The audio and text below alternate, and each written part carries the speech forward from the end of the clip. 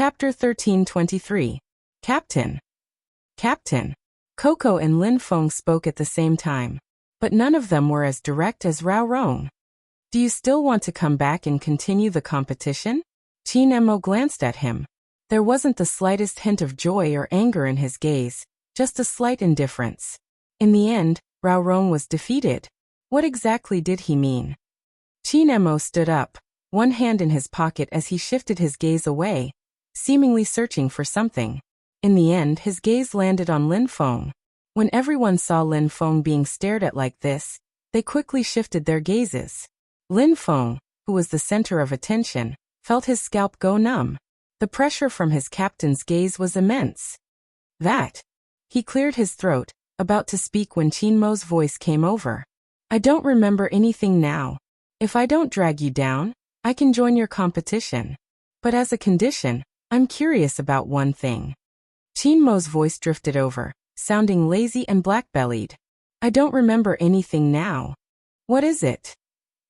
Lin Feng was a little frightened. Why did the captain look at him when he was curious? It couldn't be that he saw him in a different light, right? That was this person. Before Lin Feng could think of anything else, Qin Mo had already raised his left hand, tapping the top of Bojio's head. She has always been telling me that we are dating, that I was the one who chased her, and that she was the one who insisted on marrying me. I really want to hear the real story. In an instant, Lin Feng had reached their captain's point. Speaking of which, Captain, I've tolerated Little Spade for a long time. Lin Feng rolled up his sleeves, his face full of indignation. Really? How could she say that you liked her so much that you wanted to marry her? Even though you really liked her, everyone knows that it was Little Spade who chased after you. The first time she saw you, she said that she wanted to provide for you. But to be honest, the Fu family's money isn't enough to provide for Captain. Besides, no one knew she was a girl at that time, and she would confess to any handsome guy she saw. I don't know what kind of person she is. Bojio. She finally understood how it felt to have a useless teammate. Team Flower Lin, you don't have to say the last sentence, okay? Confessing to every handsome guy you see? As expected, Qin Mo smiled. His beautiful peach blossom eyes slowly narrowed. Looks? Lin Feng nodded. They're very particular about looks. Is that so? Everyone present could hear the slight coldness in his voice. Even the uncle in Wuyao felt that after today, little Captain's path in love would not be easy. And then? Qin Mo's nonchalant voice rang out again. Bojio took the chance to pinch him. Lin Feng's expression instantly turned solemn, cursing in his heart. He appropriately kept away some of Little Spade's dark history, and started to pick the nicer parts. Then she seemed to have changed into a different person, rejecting you in the game. The few of us discussed this topic in detail. It must have been her ploy back then, loosening the reins only to grasp them better. She wanted Captain to notice her. After all, in the game, no one would ever reject Captain. Chapter 1324. MMH, it's a trap. Coco added. Captain, you might not know, but she was still typing on the internet. After flirting with us, she invited us to meet up. She knew exactly what you were thinking. It was all an act. Honestly, if a girl chased me like that, I would just give in. Qin Mo was good at catching the main point. So, she was indeed the one who chased me. Of course. How could someone like their captain chase someone? Even if he was interested in Little Spade, he would lure her to chase him. But Captain, Flower Lin said that you really like Little Spade. No, you like her very much. You might not know, but when we saw you interacting with someone on your official Weibo, we were all stunned. We tagged you so many times, but you never replied.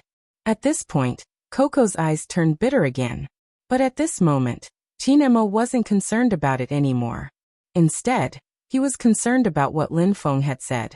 Lin Feng noticed that his captain was looking at him again, so he immediately asked, Captain, can we continue playing now? Wait. Qin Mo tilted his head, reaching out to grab a certain someone who was about to sit down.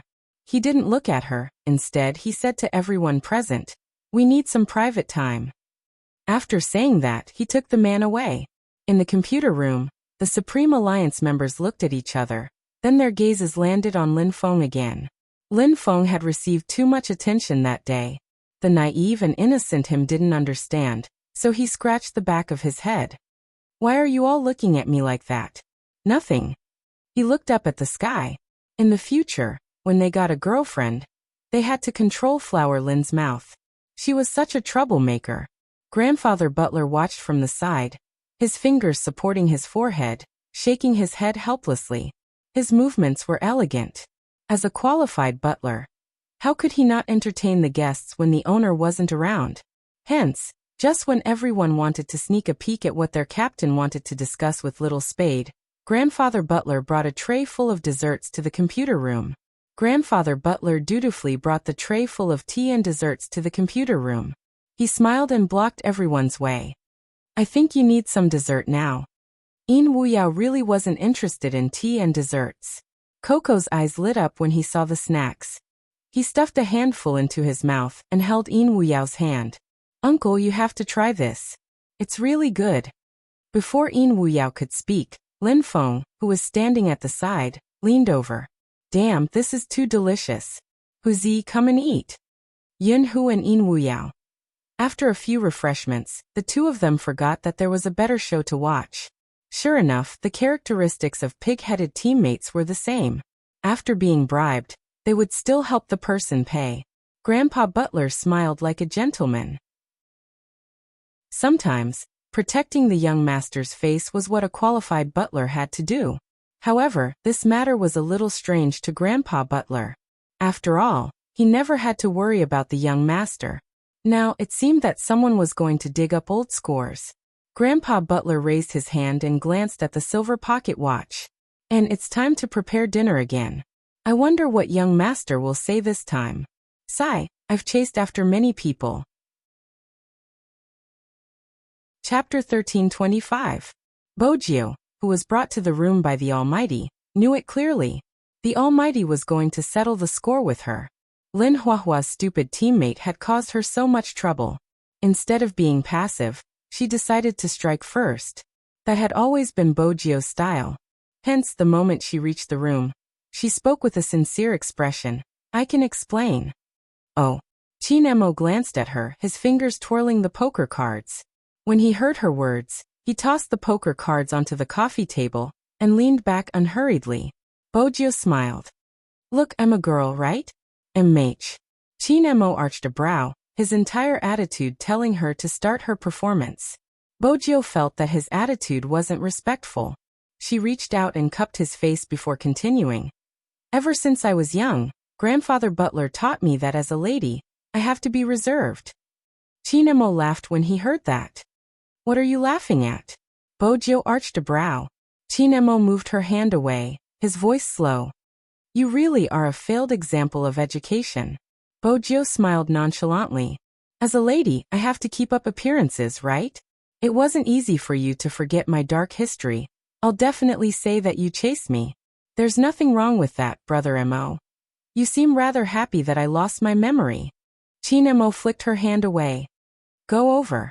Bojio. Seriously. He wasn't even allowing her to take advantage of him? It seems like my sugar daddy doesn't know how to grasp the main point. Chinemo chuckled, the corners of his lips lifting. Let me rephrase my question. Is it your hobby to confess whenever you see a good-looking person?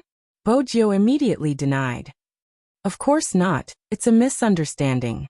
Is that so? Why don't we have a chat? How many times have you confessed to me? Chinmo's chuckle was especially dangerous. Bojio glanced up. The first and the only one. Chinemo watched her bright black and white eyes. They were so clear that only his face could be seen. He hadn't expected such an answer. After all, those words of ridicule just now didn't seem to be made up. Bojio pursed her lips. Honestly, Brother Mo, you're so good-looking. Other than you, who else do I need to confess to? This sentence was meant to coax him again. But at this moment, Chinemo tilted his head, the smile at the corner of his mouth clearly visible. It could be seen that he really fell for it. Bojio didn't notice his smile and continued. Have you forgotten how hard it was to woo you? When I first met you, you were like a doll.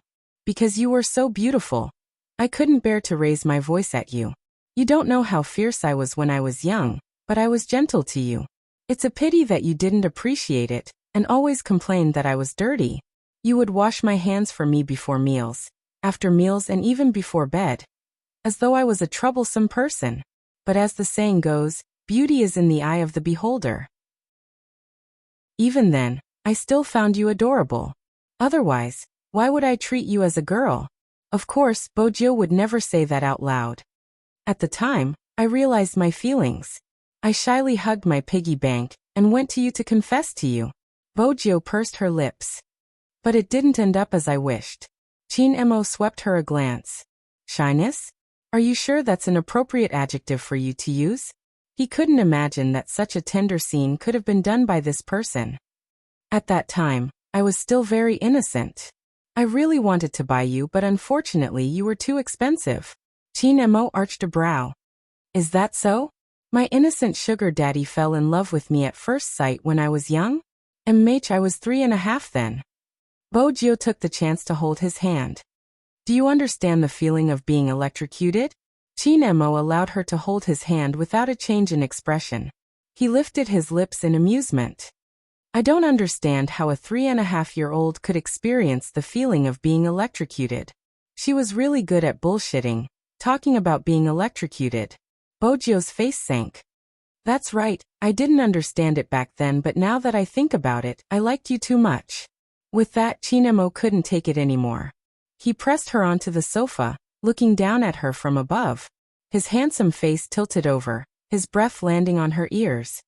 Let's end the nonsense here. As for Sugar Daddy's private life, I only have one request. Since you chose me, you must always choose me, understand? If Sugar Daddy is too fickle, I'm not sure what I'll do. Bojo wanted to speak, but his kiss messed up her breathing.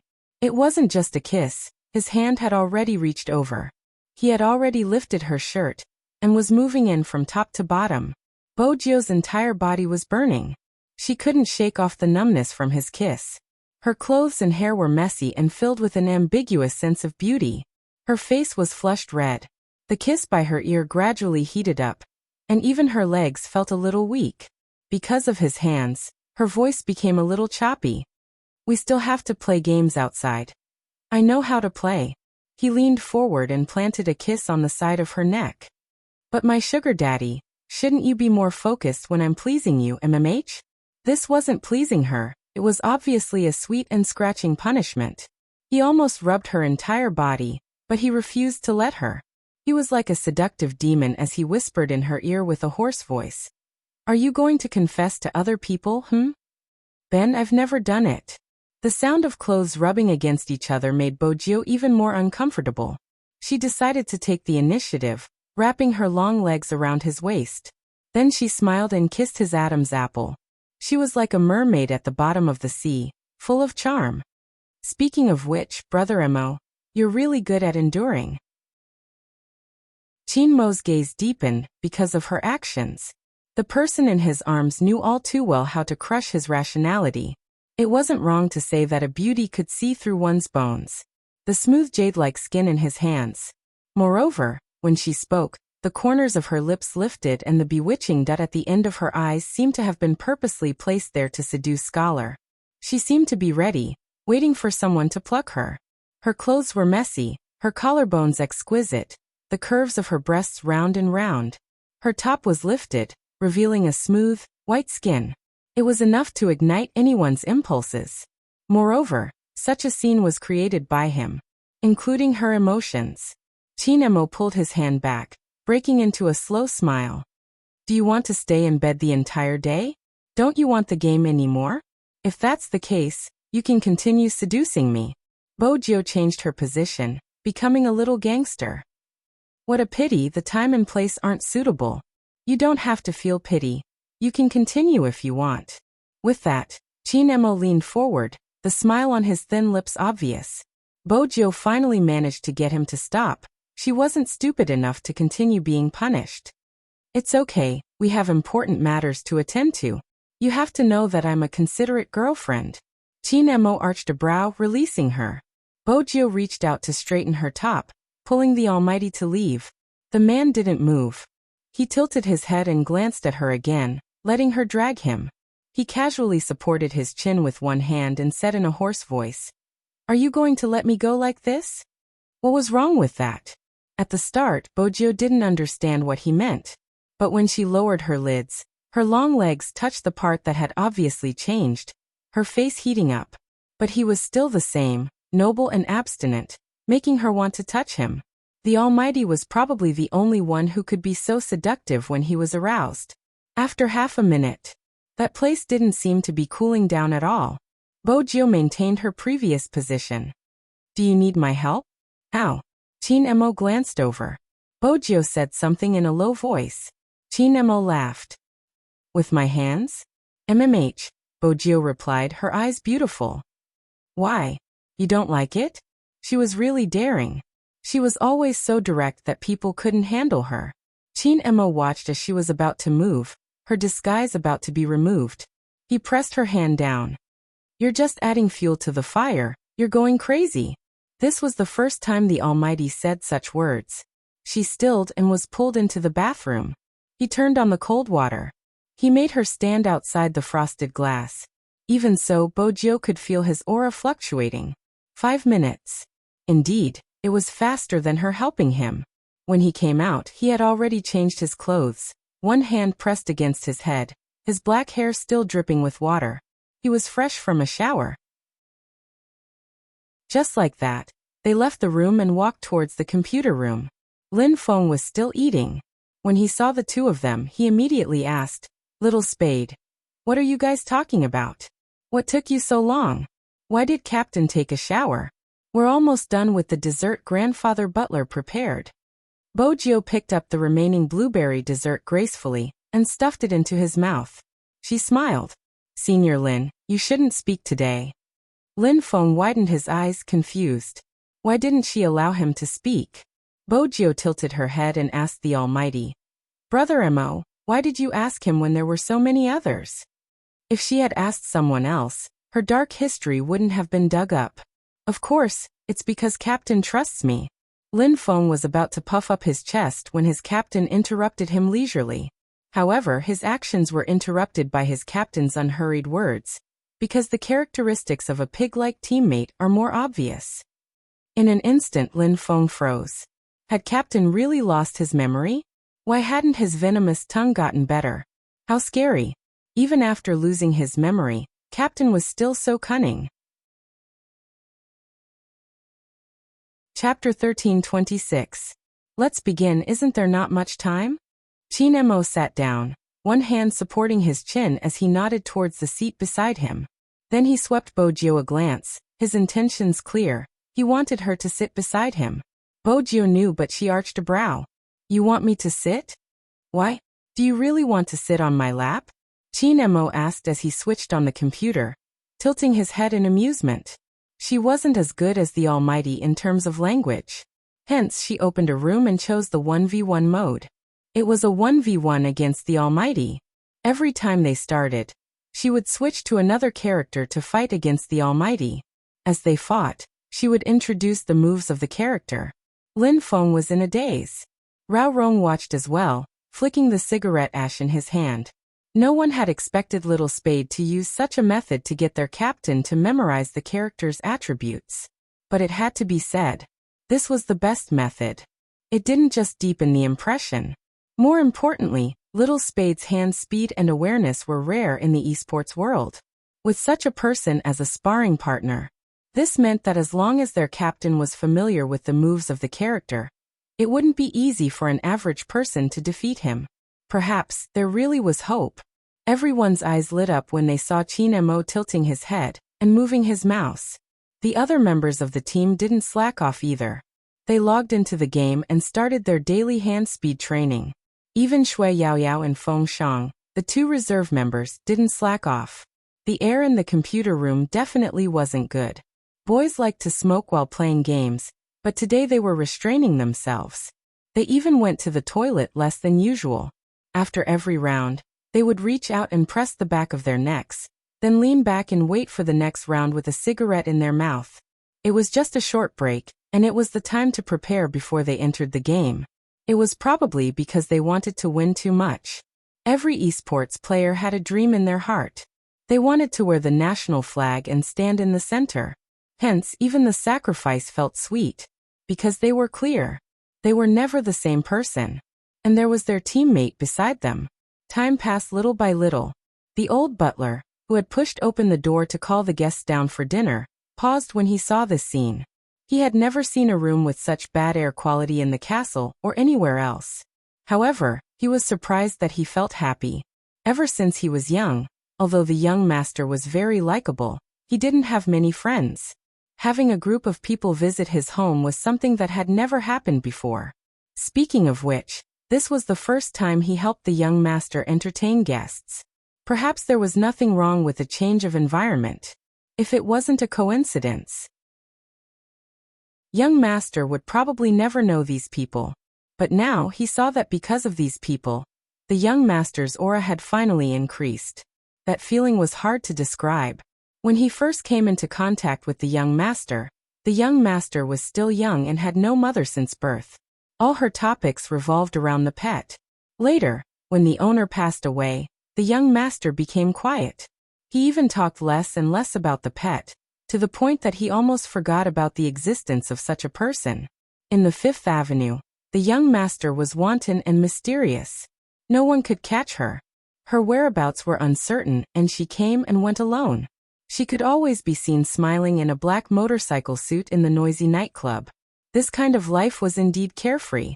But no one knew. When he returned to the castle, the young master hugged the small keyboard and sat on the floor of the heater drinking wine. Elegant and lonely. She liked to play an old movie, Interview with the Vampire, at night. When she saw him coming, she would smile and say, "That morning, before I became a vampire, I saw the sunrise for the last time. I remember all the details, but I have forgotten all the sunrises before that. I enjoyed this spectacular view for the last time, as if it was the first time I saw it. Then I said goodbye to the sunlight, and became what I am now." Grandpa Butler, me too. I said goodbye to the sunlight, and became what I am now. At that time, the old butler swore to stay by this child's side for the rest of his life. It was all right now. Not only him, but more people were by her side. That was the most important thing. The corners of Grandpa Butler's lips curved slightly. He didn't disturb the group of professional gamers. She packed the dishes on the dining table in exquisite boxes, and placed them in each person's hand. As a qualified butler, how could he not be able to do such a small thing? However, these children were really putting their lives on the line.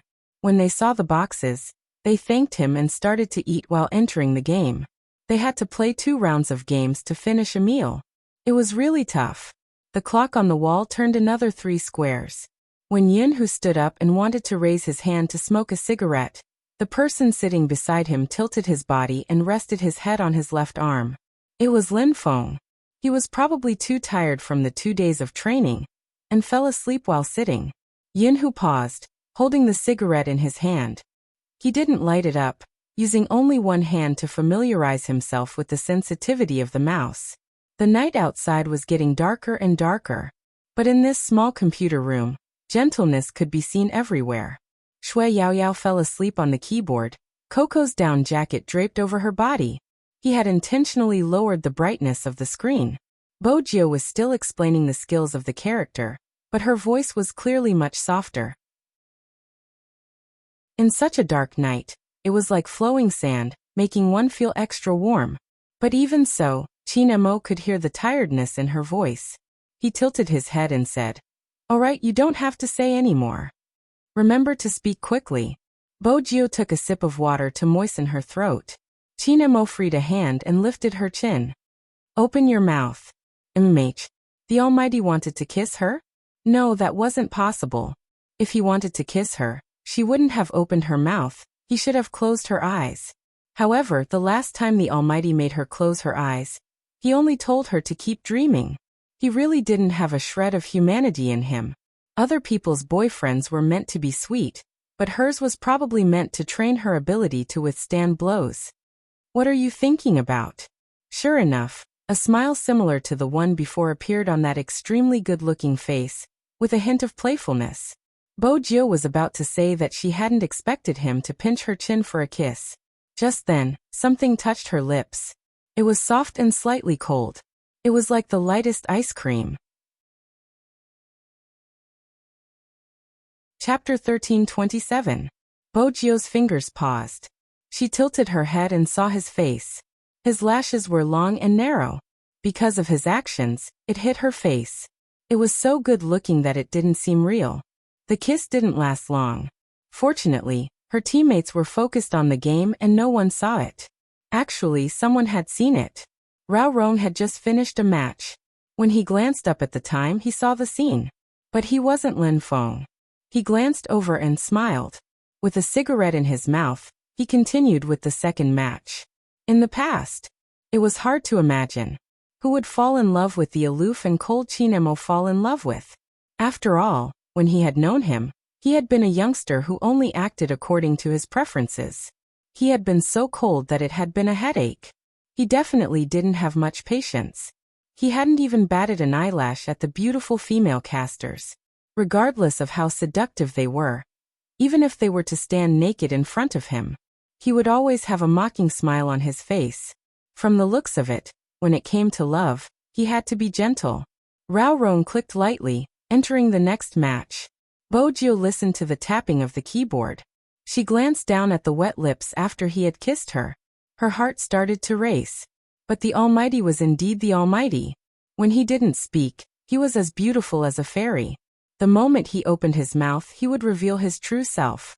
Just as you said, the kiss is over. Open your mouth and let me take a look. What am I looking at? Bojio did as she was told. Judging from the Almighty's expression, if she didn't listen, he would throw her out of the window. Qin Emo looked at himself. When he saw the redness in the middle of her throat, his deep eyes narrowed slightly. As expected. Brother Emo? Bojio arched a brow. She didn't understand what he was looking at. He walked out and asked for a peppermint candy from someone.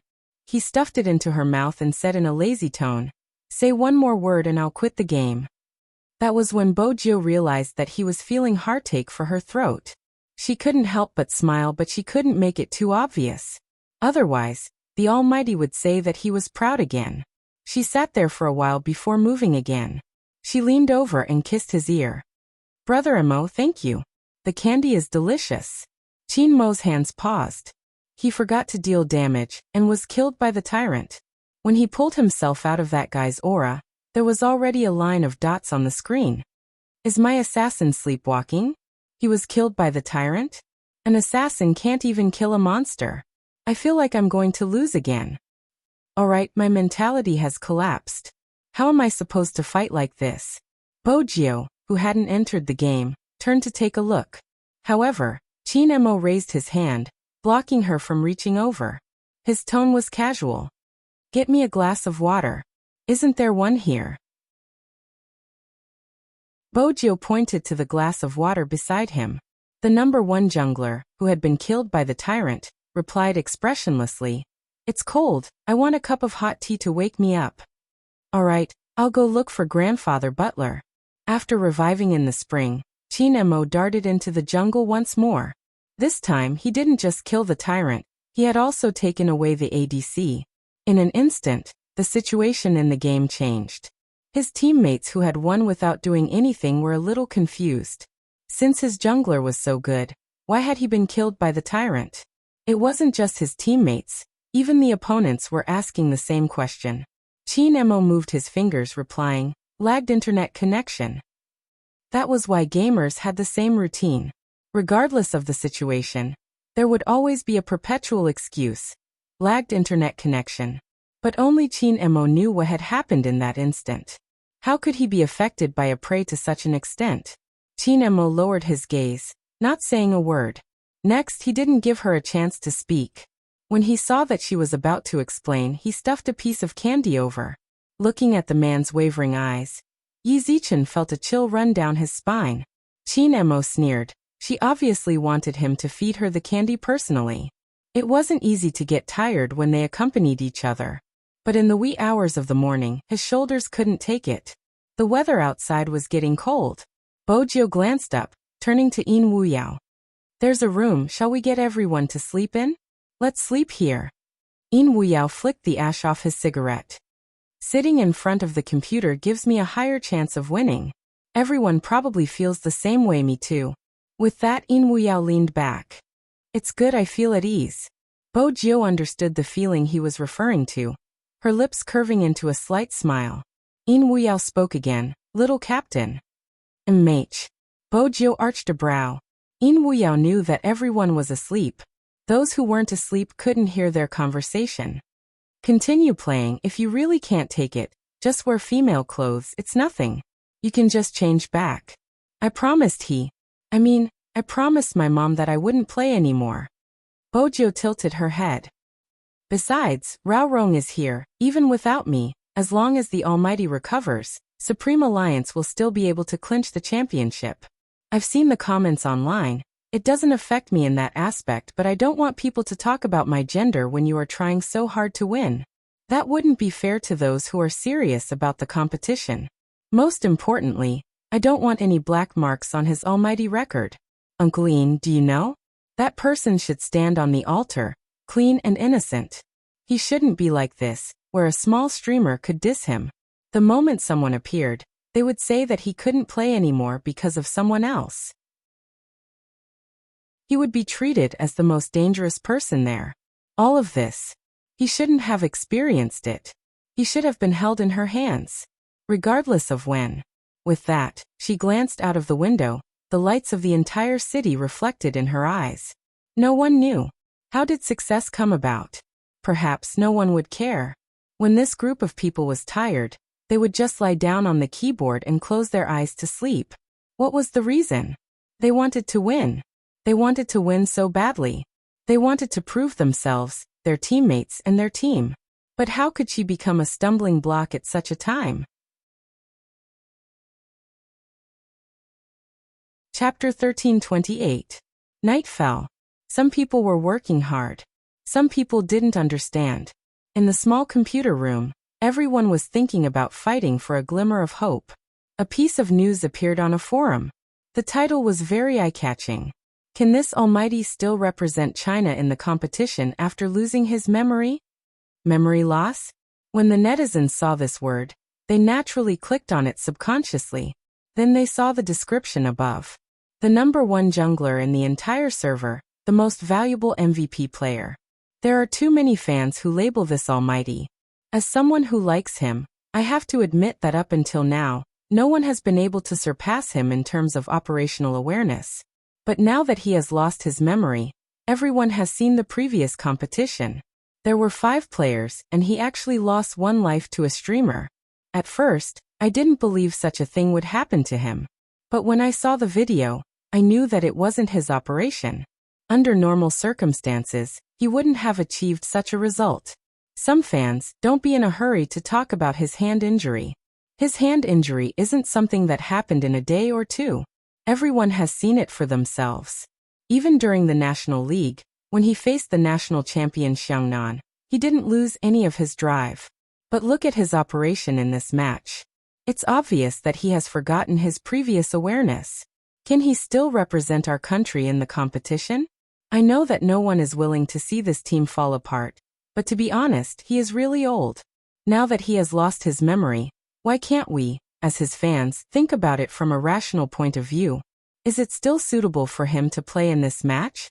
I believe the National Organizing Committee has an answer in their hearts. After all, this concerns the reputation of our country. This post was too provocative. Whether it was the timing of the post or the topic it was leading to, it caught people off guard. Although he didn't point out who this Almighty was from the description, people could already guess the name. Chinemo. The Almighty in their hearts. In just an instant, the internet exploded. Every fan was burning with anxiety. Their Almighty actually lost his memory. Was that possible? Many people were replying to the post, asking, "Where did you get the news? How could my Almighty Qin lose his memory?" In less than 10 minutes, the post became a hot topic. Too many people joined in. Regardless of whether they were fans of esports or had never watched an esports competition before, the scene became out of control. The only thing that could be salvaged was that Feng Yi noticed the post immediately. After all, he was living and eating in the company to keep an eye on the PR side. It was just that he had thought too much about what would happen. She never expected that young Master Qin's amnesia would be exposed, because only the internal members of their team knew about this news. Moreover, he had just told Lin Feng about this news. Under normal circumstances, a person like Feng Yi, who worked hard in the business world, would first suspect Lin Feng.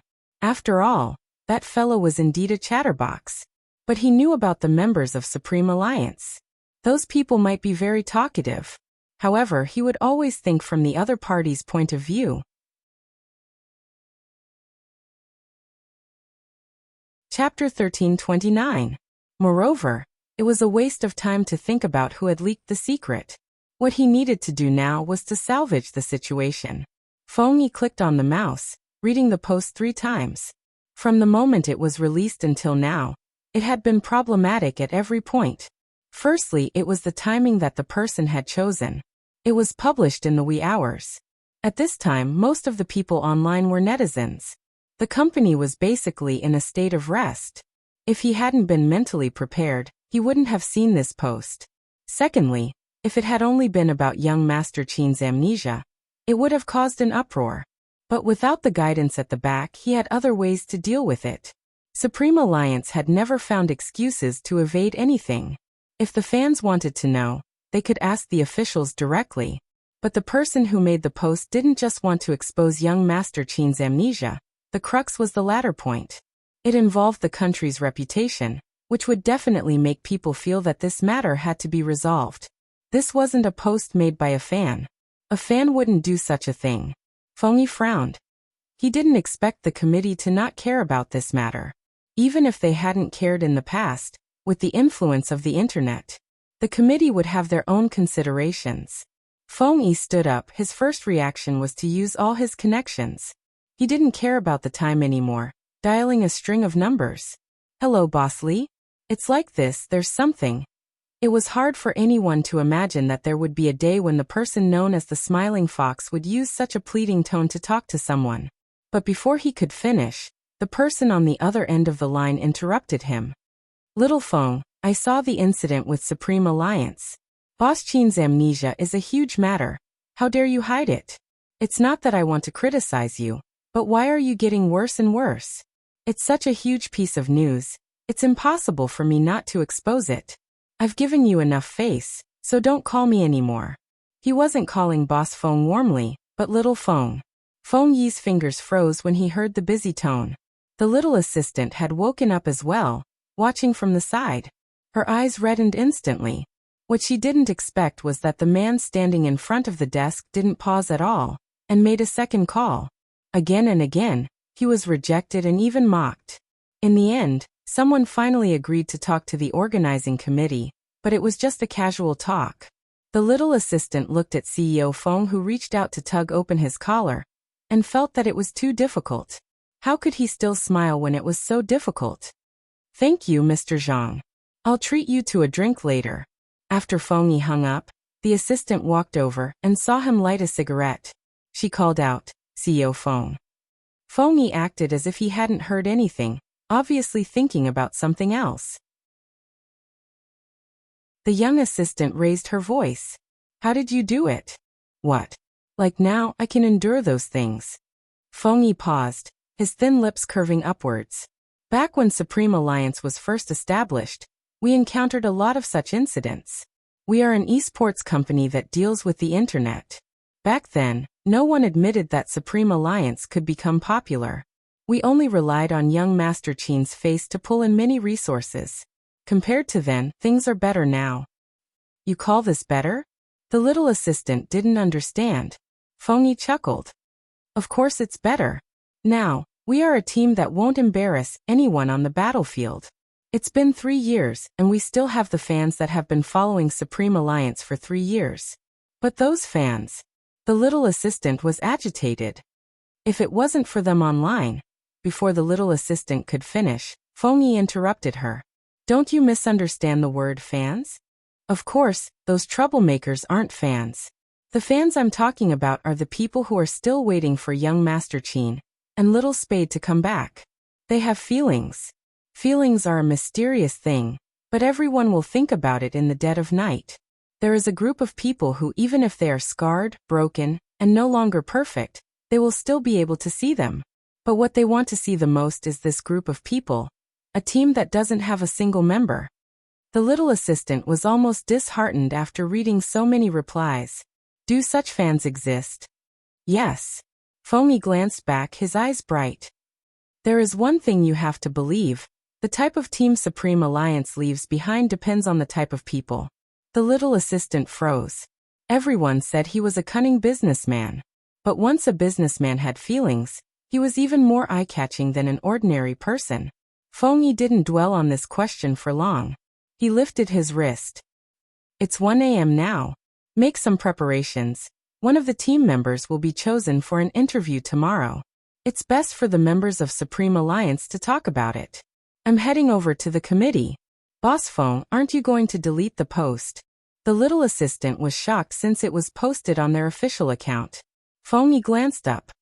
There's no use. The little assistant froze. This was the first time she heard the word, no use, from a man's mouth. The sky outside was dark. It was so dark that there seemed to be no light. It was 1:30 am. Quan sat in front of the computer, typing a string of words. The words you taught me are indeed impressive. The internet is in a mess.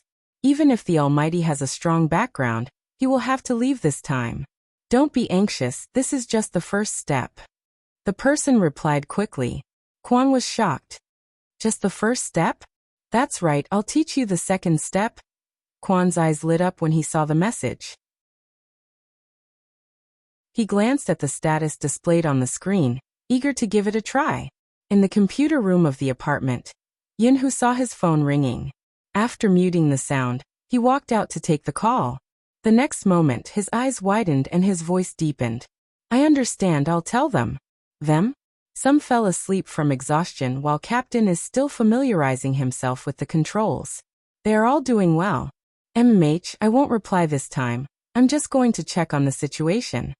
After hanging up, Yinhu pushed the door open and walked back.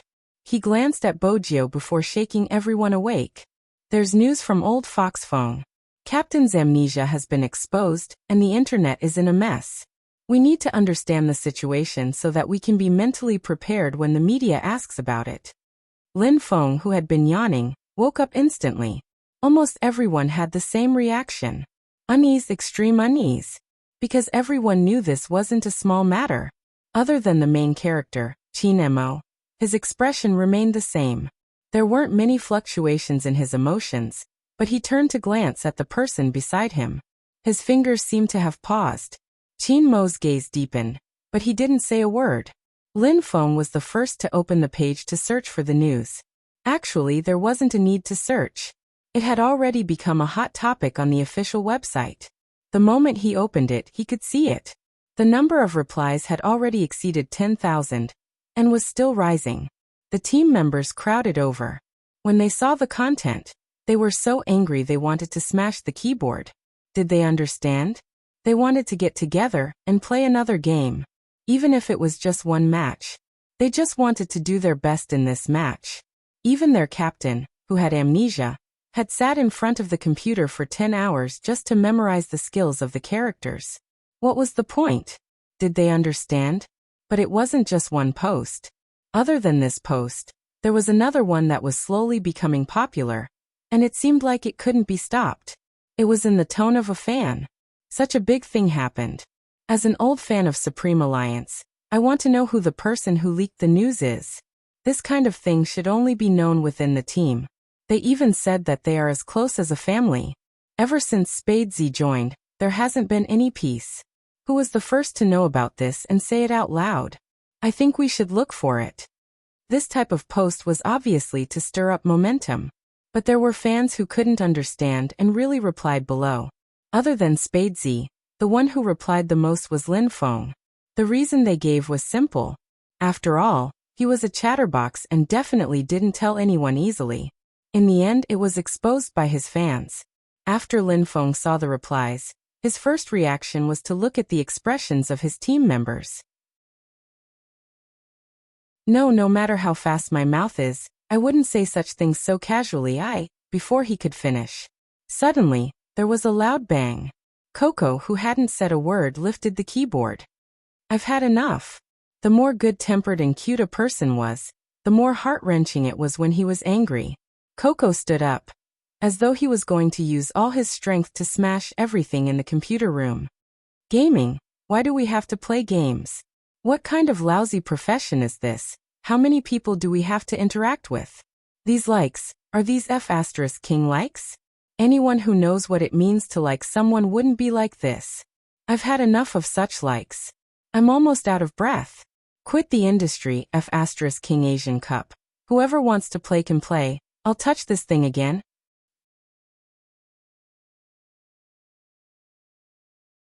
Chapter 1330. Coco was very touched to hear such comforting words. But just as he was about to hug little Spade back, he glanced up and saw his captain smile. The meaning behind that smile was simple. If you dare to hug me back, I'll break your paws. Coco was shocked. Little Spade, you can console me, but why are you hugging me? Do you want Captain to tear me apart? With that, Coco stopped and calmed himself down. As expected, compared to the internet attacks, he was more afraid of Captain's gaze. Bojio felt hurt. Shouldn't little Sissy be extremely touched at this moment? Why was he so afraid? Bojio was still raising her brows. The atmosphere in the team had changed completely. Everyone knew why Coco had such a reaction. They were all suppressing their laughter. Lin Feng let out a long breath and said, "Deal with it." Yes, since it happened, they had to solve it. This was their usual style. They would deal with it when they couldn't solve it. Besides, they believed Feng Yi was already in the process. As for the process, they would have to wait until dawn. From 3 a.m. to 8 a.m. This was the most difficult time. Bojio suggested. Go and rest, put aside the training. Especially at this time, you have to be more alert in front of the media. I'm guessing old Fox Feng has some plans. Why don't we wait for his call? Sure. Wuxia was the first to stand up. He reached out and massaged the back of his neck. It's important to relax before the match. If you can't sleep, you can play cards. It's fine to play cards. Feng Shang blushed. I am good at cards. Bojio laughed. Then let's play cards. I'll be in the same group as Brother Mo. Qin Mo arched a brow. Are you sure I know how to play? Brother Mo, don't worry. Even if you lost your memory, no one is better than you when it comes to scheming. Bojio lowered her voice. Qin Mo smiled. Is that a compliment? Of course. Bojio adjusted her collar. I'll help you draw the cards later. I won't brag about anything else, but my luck is really good. 10 minutes later. Qin Mo glanced at the cards that a certain someone had drawn and arched a brow. Is this what you meant by having good luck? Bojio, who had drawn 3 useless tiles in a row, was frustrated. Why wasn't this mahjong giving her any face? Brother Mo, actually this isn't a big deal. If you touch more, you can hit 13 youngsters. Bojio tried to clear her name. Qin Mo scoffed, replying slowly. By the time you're done with the 13, the others will have already won. Bojio. Why did he have to say something that everyone knew? Brother Mo, didn't you say you don't know how to play? Qin Mo arched a brow and glanced at the cards on the table lazily. His voice was faint. It's such a simple game. You can learn it after one round. With that, he held onto her wrist with one hand and reached out with the other. He picked up a card and pushed it forward. Pick yourself, all colors. Everyone was stunned. Lin Feng felt even more devastated. Didn't I play this card in the last round? Captain, why didn't you eat who back then? Is that so? Qin Mo replied nonchalantly. I guess I didn't know how to play just now. I wouldn't believe you. He was obviously trying to pick himself. Lin Feng scratched his head and glanced over at Baby Feng, who had said he was a thief. He was still arranging the cards. He face-bombed. Was this called a thief? It seemed like Baby Feng didn't understand the word thief well enough. Bojio was delighted, starting to collect the money. Lin Feng rolled up his sleeves, preparing for a counterattack on the third round. Who knew that as soon as the cards were placed on the table, she heard the person opposite her speak. Even her tone was very casual. Do Do you know why your luck is so bad? Bojo glanced over. Why? Because you hugged someone you shouldn't have. Chin Mo raised his hand casually, throwing out a card. Everyone. They had been wondering why their captain hadn't mentioned anything. So this was what he was waiting for. The person who shouldn't have been hugged shrunk his shoulders, biting the bunny's ear. He had a feeling that their captain would remember this for a long time. As expected, this was the third time Coco had been intercepted by his previous boss, Chin Mo. He started to realize that his captain wasn't trying to win money, he was trying to attack him. Anyone who played mahjong would understand. That kind of joy when you were about to push your cards and announce your victory. But suddenly, someone was in front of you. You would feel like your entire life was gloomy. And it wasn't just the first time, it was the third time. 3 times. Coco was starting to miss the good things about his fans. Compared to his little plushies, the captain was simply not human. His teammates who were playing mahjong at the same table had to hold back their laughter. The atmosphere was exceptionally harmonious. Wuxia was right. It was right to relax before a big competition. At least compared to before, the layer of alienation on the surface was gone. Chin Mo won just like that.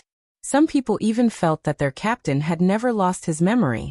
In that instant, he seemed to have calmed down, even though there were too many people in this world who didn't understand and cursed. But there was one person. Ever since he created Supreme Alliance, he had never given up. He understood your passion even though he never said it. He became the support of the entire team. Even now, those people were shouting for him to leave. We all said that you would get what you give. In reality, this was wrong. Giving didn't mean you would get anything. It meant that you didn't let down what you fought for. The game started again. It was as though all emotions were swept away. Grandfather Butler even prepared beer. Everyone took a sip, flipped a peanut in their mouth, and continued to play mahjong, enjoying themselves. Bojo looked at this scene and found an excuse to go to the washroom. Grandfather Butler didn't say anything. After he followed her out, he said, "The laptop is ready, it's in your bedroom." Since she planned to hack into the network, she wouldn't let anyone see. Bojo turned her body, moving the USB flash drive, and pressing both hands on the pure black keyboard. The crackling sound was so fast that no one could tell what she was doing. The only thing that could be seen was a letter flashing on the screen. Z. Then came the code. 2 posts. As expected, it was the same IP. Bojo looked at the results and was even more certain of her guess. She continued to search for the IP address. Final destination, Jiang City, Xinghong Apartment, Unit 8, Building 6, 603. Bojo followed the IP address and found the location, directly hacking into the opponent's computer. At this moment, Quan didn't know. He had just ordered takeout and was planning to eat while watching the show. Now the internet was fighting. No matter how united a team was, the fans might not necessarily like everyone in the team, so they could only fight. Who cares about the overall situation? Quan laughed and planned to post another post. But for some reason he couldn't operate it. It wasn't a problem with the account. Maybe the account could be banned. But he had many other accounts. Why couldn't he operate the others? Not only couldn't he operate it, but he couldn't even log in. It kept showing that it was a page error. What the hell is going on? Quan only noticed the obvious abnormality, but didn't know when the camera function of the computer was turned on. It automatically entered his live broadcast room. And in that room, there was only one message. It was the chat record between him and a stranger. This chat record appeared on the internet in the form of a screenshot. Everyone was stunned. They were obviously looking for trouble with the Supreme Alliance. And it was premeditated. They even dared to sow discord. Some of the fans finally calmed down. They thought about it. At such a time, they still came to the official site to cause trouble. This was obviously helping the black belt. After some people realized this, they froze and broke out in cold sweat. Some people still couldn't figure it out, but fortunately, the truth was out. Gradually, some attentive fans started to notice something. I was wondering why this netizen wouldn't let go of Almighty Chin. So it's because he has a grudge. Grudge? Why do you say that? Everyone's first reaction to that picture would be to find out what the two of them were talking about. but one of them should be recognized by the netizens. Isn't that the live streamer Quan who played games with Almighty Qin and won by luck? Later, after he died in the room, he was tortured by Almighty Qin and was killed as soon as he came out of the spring. His gaming experience was terrible to a certain extent. No wonder he tried so hard to influence. Everything else aside, I just hope that the fans of the Supreme Alliance will think about this matter and what we should do. Almighty Qin has indeed lost his memory. The organizing committee can't not make a decision. We are upset, but the Supreme Alliance must be even more upset. I played basketball in school. Although it's different from esports, but in any competitive event, how can they play without the support of the entire team? I can even understand how much psychological pressure they are under at this time. Do you think Almighty Qin still has a chance to participate? Just thinking about this makes me very upset. But no matter what, I will go to the venue and buy tickets because I understand that waiting for them is the only way to support them. The person who posted this never thought that there would be a day when his post would gain so many fans. Feng Yi was right about one thing. There were people like that. But people like that also needed to be driven. People kept coming out and changing things bit by bit. Although it couldn't suppress Quan's post for the time being. But a single spark could start a prairie fire. And Quan, who did these things, only realized that his actions had been exposed half an hour later. He wanted to explain in a panic, but realized that his live broadcast room had long been turned on. The number of people watching online was unprecedentedly high and directly saw his expression. At that moment, he knew that he was finished. Perhaps in their circle, the bottom line was very low. But there was one thing that people hated to play tricks. This was something that all the netizens wouldn't forgive. Moreover, he used tricks to frame a professional team that was about to win glory for the country. No one would forgive him. From stealing Qin Mo's move to not admitting to it to this intentional action. This was simply challenging the most basic bottom line of a person. In an instant, the public opinion on the internet changed. Quan was scolded to the point that he didn't dare to do a live broadcast. At first, he complained that he was wronged and said that he was confused. He only did it when others said that. Now that he thought about it, he was simply being used. Would Bojio fall for this? This was the biggest joke in the world. The main culprit was someone else. But an accomplice was also a type of murderer. How could he say that he wasn't guilty when it was already carried out? She wasn't the Almighty and wouldn't consider so much. But there was one point. Everyone in the family was gaming properly and preparing for the competition.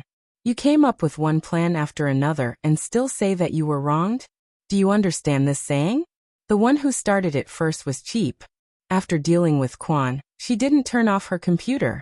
Instead, she continued to dig, intending to dig out the culprit. But because of this, Bojio had prepared herself. Fan Jia was already prepared. After briefing Quan, she went offline early. She used a computer from a small internet cafe in an alley, so it was easy to clean up the traces. Bojio found the place, but was aware that the computer had been turned off. Before it was turned off, it had been processed in detail. There was only one person who had such conditions, liked to use such methods, and was still haunting. Fan Jia. Bojio glanced at the screen. She curled her fingers and knocked on the table. In the golden triangle, she had placed all her attention on the Almighty, including how to get rid of his mistrust and murderous intent, and how to stick to him. But she hadn't paid attention to the situation over there. After all, Kuang was already dead. The organization had been disbanded and many of its members had been sent to China. Even the poppies had been burned, leaving nothing behind. It was to prevent the darkness from rising again. Fan Jia hadn't been caught. Bojio frowned slightly. What followed was a vague sense of unease. She wasn't sure what she was feeling uneasy about. She stood up and was about to light a cigarette. But before she could reach for it, someone pushed open the door and walked in. My sugar daddy is really something.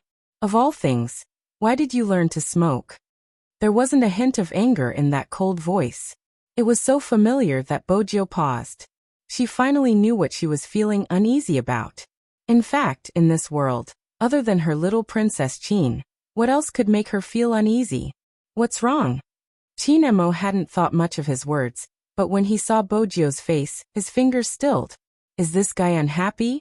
His words were usually more vicious, but he had never seen such an expression on her face. What was going on? That was Chinmo's first reaction. He didn't even have time to think about it. Bojio could hear the concern in his voice. She smiled. Nothing, I just suddenly craved candy and couldn't find it. That's why I wanted to smoke. Chinmo glanced at her, his voice calm. Come over.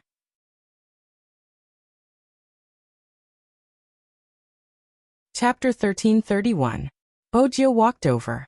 The moment she walked over, she was pulled into his embrace. She could smell the faint scent of mint and tobacco. It seemed as though even after an entire night, he would still feel refreshed. He didn't seem like someone who had just left the poker table. There's no sugar this time, there's artificial warmth, do you want it? Chinmo's voice was faint. Bojio chuckled. Can I give you another kiss? Dream on. Chinmo hugged her in his arms.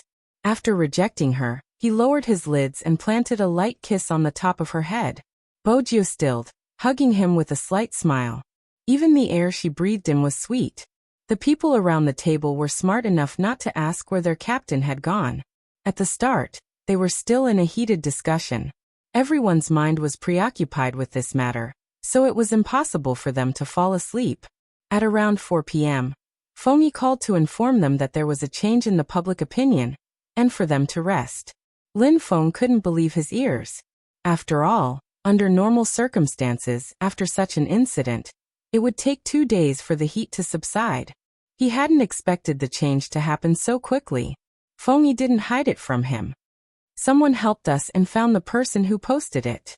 The 2 posts came from the same IP and the person who posted it was the streamer who provoked you guys. Lin Feng's eyes widened. Should I say the netizens are too capable? They aren't netizens. Rao Rong, who was standing at the side, suddenly spoke up, glancing upstairs with an enigmatic smile. It might be a hacker who fought for justice. Fengyi chuckled. Probably. With the change in the public opinion, everyone felt relieved. Feng Shang stuttered as he asked his brother. Then will Captain be able to participate in the competition? I don't know yet. It depends on the committee's decision. Fengyi was logical. This was related to his identity as a businessman. Some of the influence could be eliminated, but he wasn't sure what the committee would decide. The only thing he was sure of was that no news was the best news. The committee was also considering. The meeting was scheduled for the next day. Supreme Alliance still had a chance. Fengyi rubbed his temples, continuing. Oh right, is Yao Yao still there? Yes. Give her the phone. All right. Shui Yao Yao took the phone in confusion. Fengyi chuckled and said, the competition is coming up soon. This is the last interview for the team. It's a solo interview and they will definitely ask about what happened during this period of time. Get ready tomorrow. The interview will be at 9 in the morning. I'll pick you up then. Shui Yao Yao was confused. Me, Captain Uncle Ian, and God Rao are all here. Me. Was she suitable? She had no experience, and her mechanics were not the best in the team. You're the only girl other than Little Spade. It's not convenient for her to come out, and young Master Qin can't do the interview.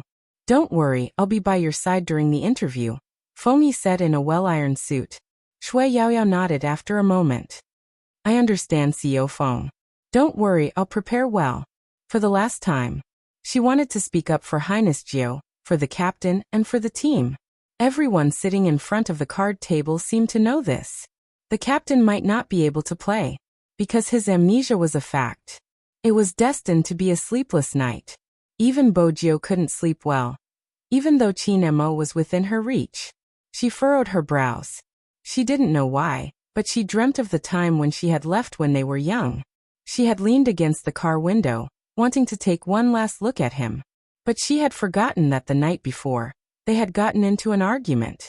In 2 days, it would be the Chinese New Year. He must be preparing to return to China for Chinese New Year.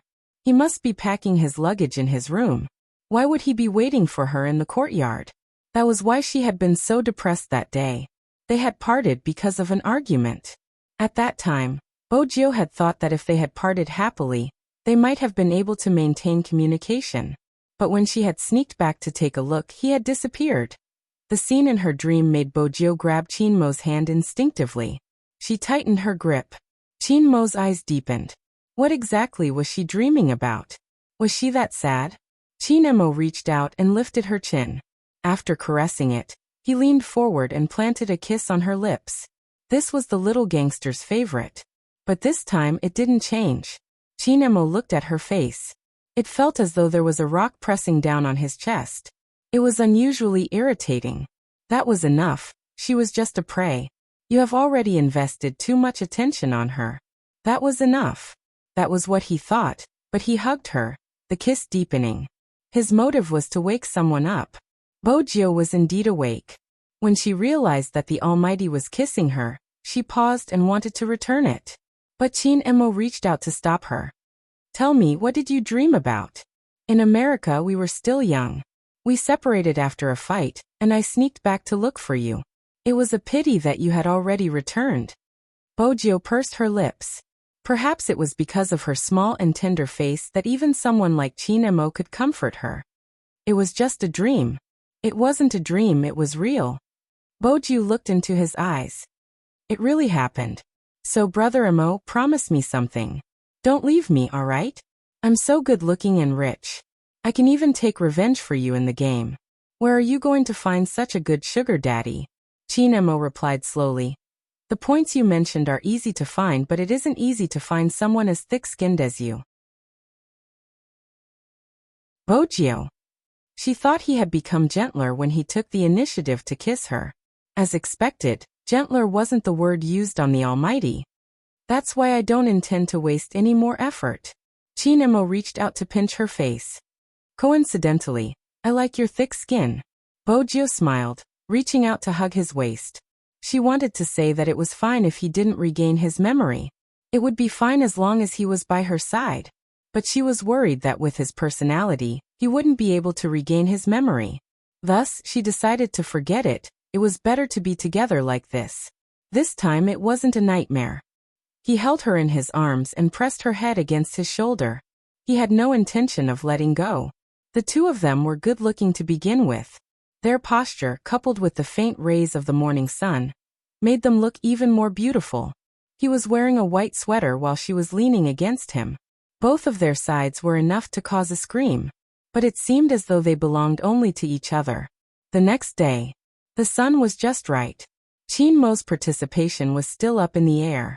The outcome wasn't something anyone could control, but Fengyi still wanted to give it a try. No one knew he hadn't slept the entire night, except for the shadow following behind him. If it had been any other time, Fengyi might have noticed the shadow. But right now, all he could think of was how to tell the truth about Chinmo to the committee and the fans who no longer believed in him.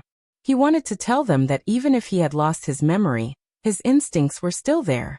He was an important pillar of support for the team. Hence, Fengyi spent 3 hours to compile a detailed introduction. There wasn't any sensational content, just Chinmo's statistics for the day. After he was done, he started contacting the media. There wasn't any time to rest, until he drove to Little Spade's apartment to fetch Shui Yaoyao. That was when Fan Jia knew her chance had come. That's right, she had been keeping an eye on Fengyi's movements since yesterday. She wanted to find out where he was. She had already analyzed it. The afternoon she had alighted, all the members of Supreme Alliance had left the club, but she didn't know where they had gone. The Asian Cup was around the corner. It wasn't possible for them to have fun at this time, or to move out as a group, unless they were meeting someone important. That could only be Chinmo. It was a pity she had missed the first chance to follow him. Ever since she had missed the previous chance, she had been keeping an eye on Fengyi. But this person was really too smart. He was so smart that she had almost been discovered twice. Fortunately, he had been extremely busy recently. Coupled with the things she had created, he wasn't as indestructible as before. She had followed him for so long, and today, she had finally found a small loophole. She stood at the foot of the building, her lips curling upwards. She glanced at the rising elevator and memorized the number. Her eyes dimmed and she hid again. Regardless of what she wanted to do, she couldn't let anyone see her. At least, it wasn't suitable now. Fan Jia pressed down on the brim of her cap and smiled. She had finally found him and was about to snatch him back to her. She couldn't be like this. She should change out of her smelly clothes and put on some makeup since it was still early before nightfall.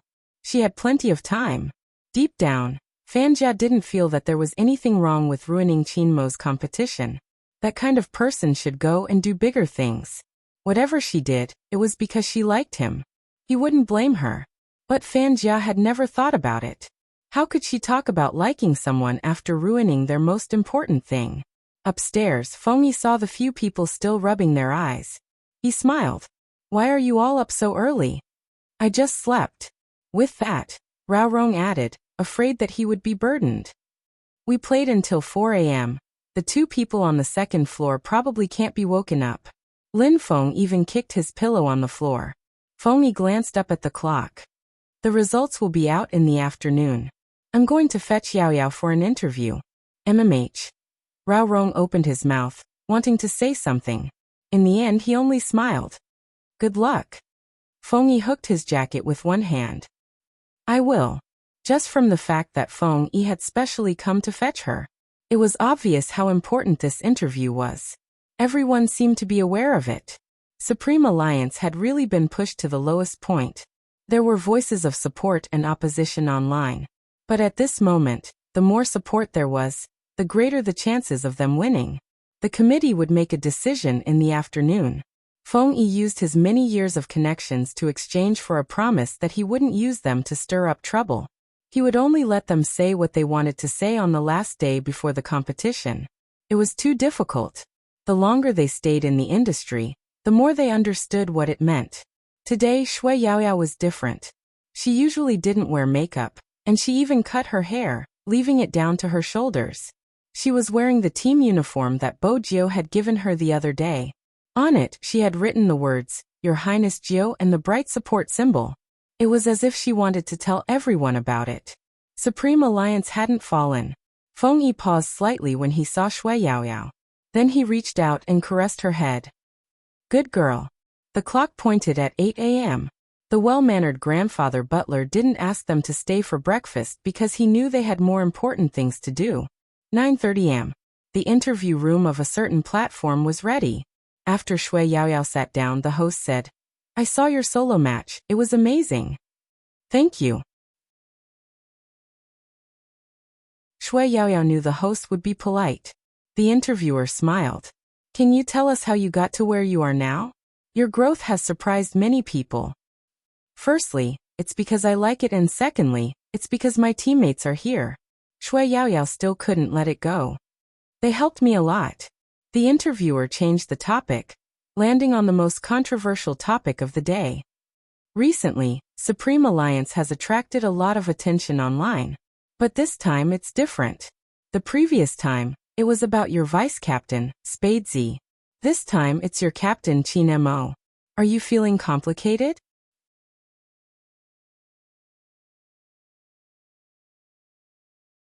Chapter 1332. The interview was broadcasted on the official website. It seemed to be responding, forwarding, commenting, continuing to forward. From the internet to the real world, everyone started to help Supreme Alliance with publicity. There were even some rich fans who spontaneously organized an entire fleet of cars, temporarily forming a colorful painting just for support. Many people were saying that the 2018 Asian Cup would be more popular than ever. Firstly, it was because the venue was chosen with great difficulty to be in China.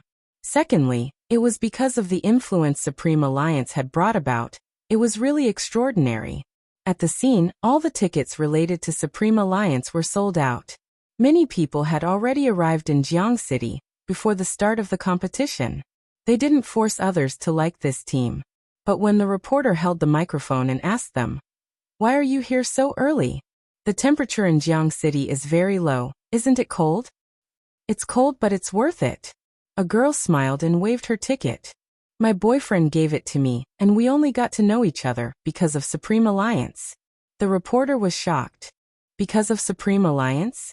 MMH at that time, he always imitated Almighty Qin as an assassin and was jealous because I liked Big Spade. In the end, Big Spade and Almighty Chin got together and he told me, "Look, your Almighty is with my Almighty, let's be together too." The girl smiled. I'm a pit when I play games. When I play as a long-range shooter, I can't hit the target accurately. I run slowly and I don't understand positioning, so I'm always killed. He would always rush out to avenge me after I die. Even though he isn't that good, do you understand the feeling? I always feel that someone who loves Supreme Alliance so much wouldn't have a bad heart, and would always be more mature than others. When we are together, we don't speak much and feel like we are being taken care of.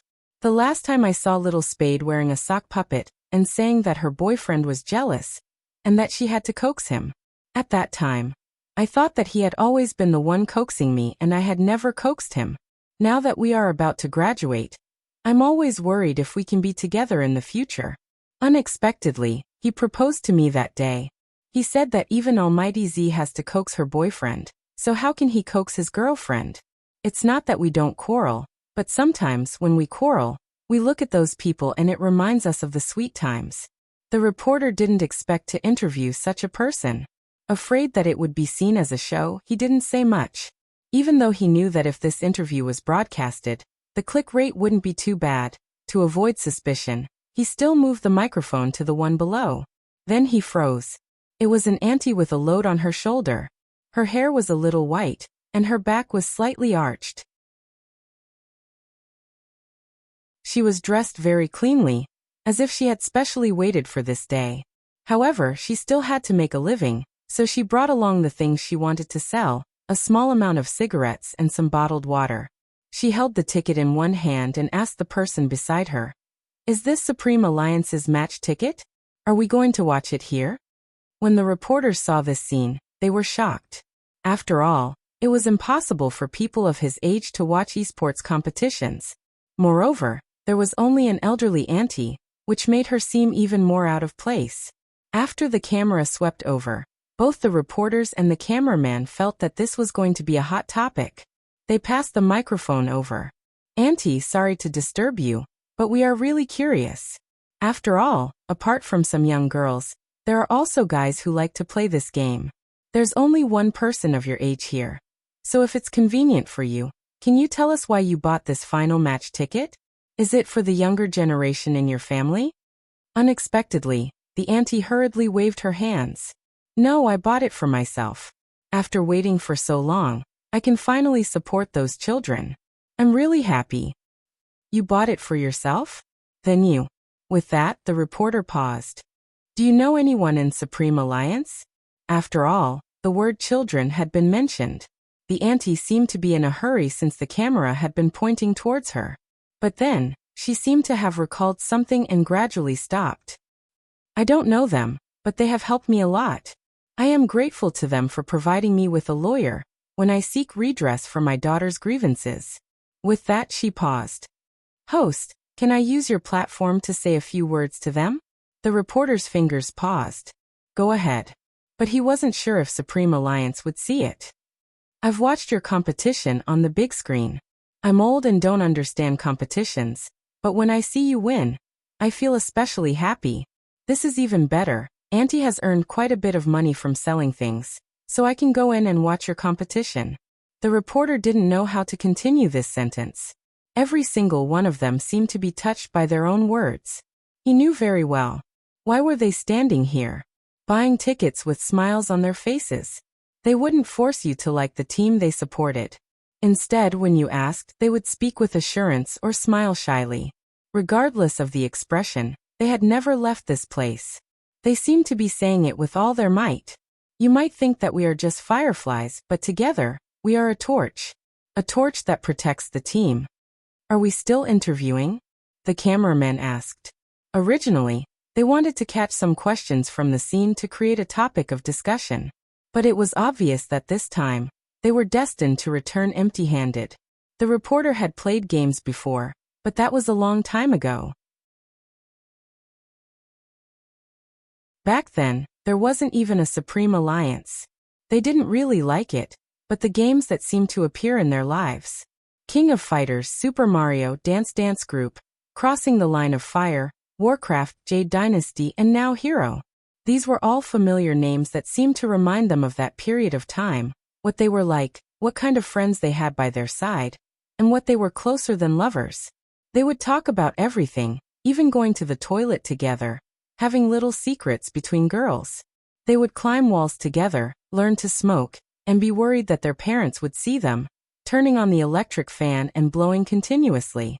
In the end, if they didn't blow clean, they would fight, using the excuse that it was a battle between men. In reality, they hadn't even grown their hair back then. The reporter lowered his head, looking at the template that someone had given him. With a wave of his hand, the paper was torn to shreds. Of course we have to interview them, but we have to do it according to the actual situation. But above, I'll take responsibility. 2 words end.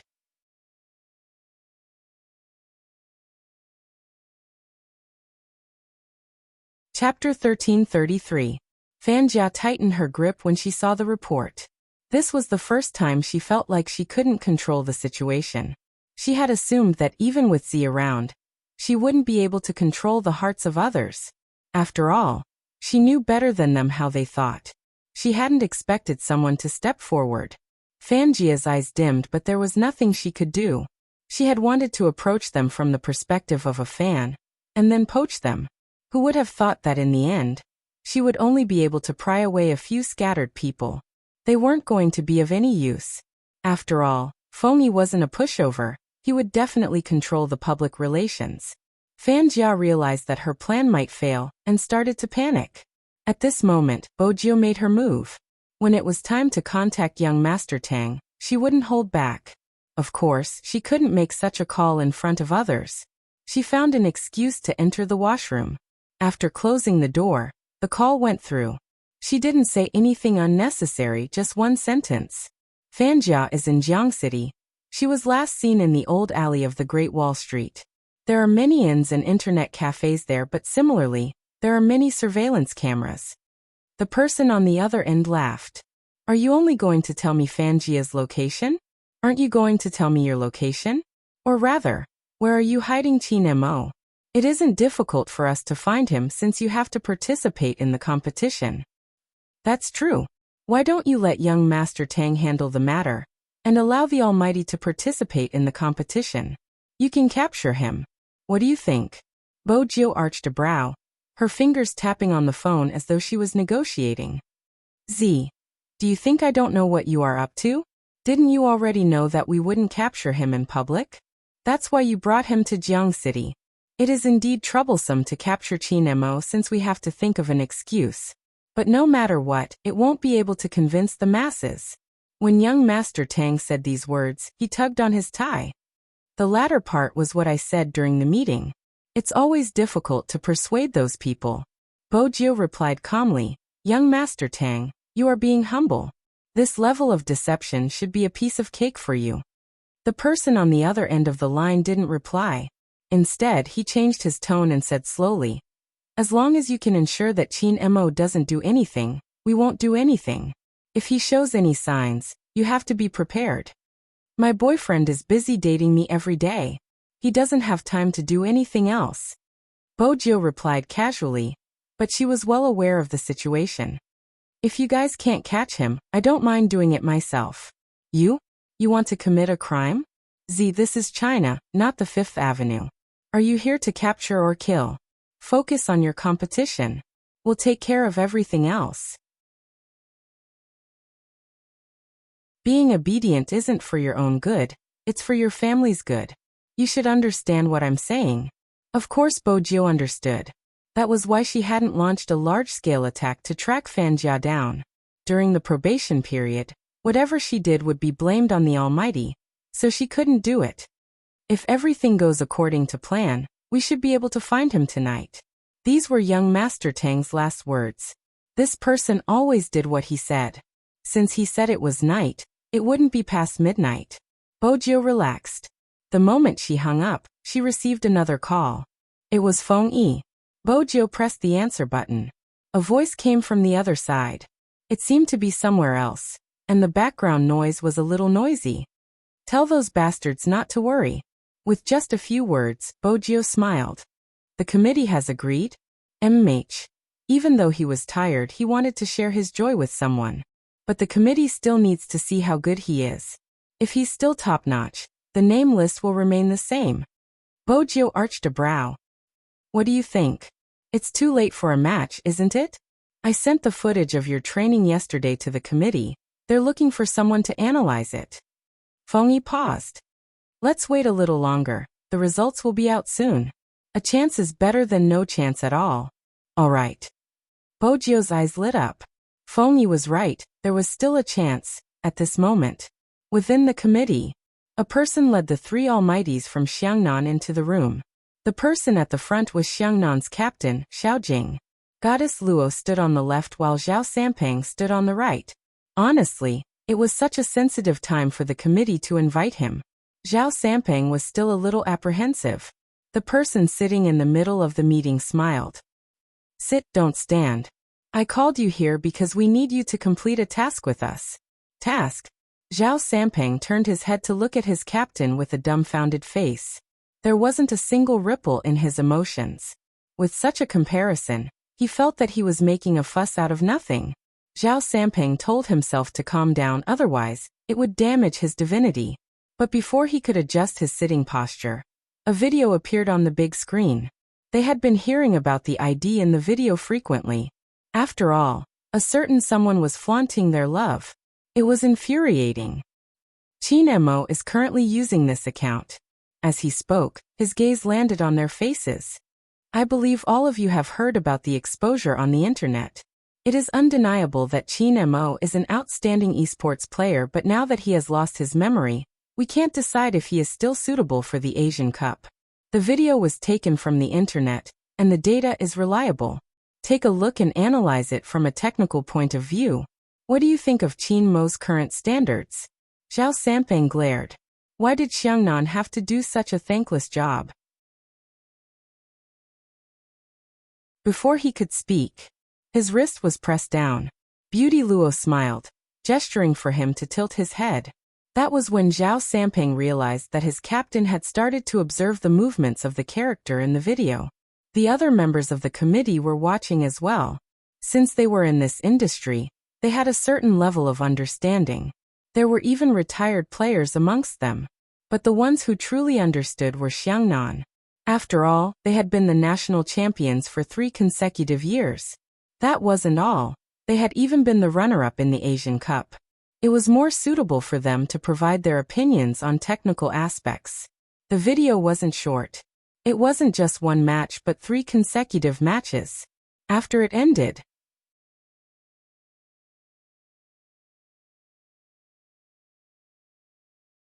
Chapter 1334. I don't think Qin Mo is suitable for the Asian Cup. Forget about his amnesia. Even with the injury on his hand, he is bound to make mistakes in the competition. There are too many unpredictable factors in the competition. With his amnesia, he isn't as good as he used to be. He won't be able to create any miracles. Even though it's a pity, I personally admire Qin Mo. But considering the big picture, I will vote against him. The person said resolutely. The people sitting next to him seemed to be discussing and considering his suggestion. At this moment, Xiaojing spoke up. Member Li is right. Qin Mo isn't as good as he used to be, but his improvement is far greater than anyone else's. From knowing nothing about the game to a 1v1 duel, he only used 1 round. After that, he didn't lose any of the subsequent rounds. Furthermore, the heroes he controlled were different. At the start of every match, he seemed to be understanding his character's skills. After 3 minutes, he would be able to learn them and even kill with a backhand. In the middle lane, he played as a sorcerer. It seemed casual, but every move he made was predictive. Otherwise, he wouldn't have been caught by the assassin. If anyone were to pay attention to his statistics, they would know that even though his score isn't the highest, his participation rate is 100%. These matches might seem to be controlled by the assassin, but in reality, no matter which character he plays, he is the one leading the rhythm. Furthermore, he wins every match. This game might not be difficult for professional players, but not all professional players are able to win every match. This is because other than himself, the other 4 teammates aren't controllable. If he wants to win, he has to control these factors and control the rhythm. Not only does he have to understand the strengths and weaknesses of his teammates, he has to be able to guess the positions of his opponents. At the very least, he has to achieve these 2 points. I won't talk about positioning and maneuvering because there are people here who don't play games. I just want to ask who can do it. His voice was calm. This caused the resolute man to hesitate. Xiao Jing glanced at him. In the game, no one is more talented than Qin Mo. Even after so many years, I don't want to admit it, but it is a fact. Besides, he might have forgotten some things, but his body still remembers them. There is one thing that I don't agree with committee member Li, because he is my opponent. Objectively speaking, Xiangnan is stronger than Supreme Alliance, but these people will always shatter my understanding. Supreme Alliance is a team that can never be judged from a 1-minute perspective, because they will grow stronger with their opponents, and that is even more true for their captain. Mr. Li said that he couldn't create any miracles, but I didn't think so. After all, many people thought that he couldn't stop me, Fat Tai, and Luoluo all by himself. But in the end he fought 1 against 3, and with a sliver of his health, he broke through the crystal and ignited the whole of China's esports. At that time, no one thought highly of him, just like now. Committee member Li didn't say anything else. He swallowed all the words he wanted to say and rubbed his forehead. He put down his pen and seemed to be thinking. The conference room was silent. Seeing the situation, the person in the middle scanned the room. Now you should have your own thoughts. Let's vote. Raise your hand if you agree. Xiao Jing was the first to raise his hand. Fatty and the others naturally followed. As for the others, regardless of what Xiao Jing said, they felt that it was safer to be conservative. In their position, they didn't wish to be meritorious. If Qin Mo really participated and anything happened during the competition, they would have to bear the responsibility. On the other hand, if Qin Mo didn't participate, at least there wouldn't be any accidents. For the first time, Fatty found it hard to breathe when he saw this. He didn't understand the meaning of calling them over. Only the 3 of them raised their hands. The others didn't seem to have any intention of agreeing. Just when Xiao Jing was about to put down his raised hand and leave, a voice suddenly rang out. Committee member Li seemed to have made a decision as he raised his hand. The 2 people sitting on his left and right also moved in the next second. Fatty's eyes started to waver in surprise. I was there for the competition Xiao Jing mentioned. Committee member Li smiled. At that time, everyone stood up and applauded, as though they were using up all their emotions. It would be a pity if a contestant like Qin Mo was stopped. Hearing this, Xiao Jing's eyes lit up and he only said 2 words, "Thank you." Just like that, the 3 votes became 6. Qin Mo was saved.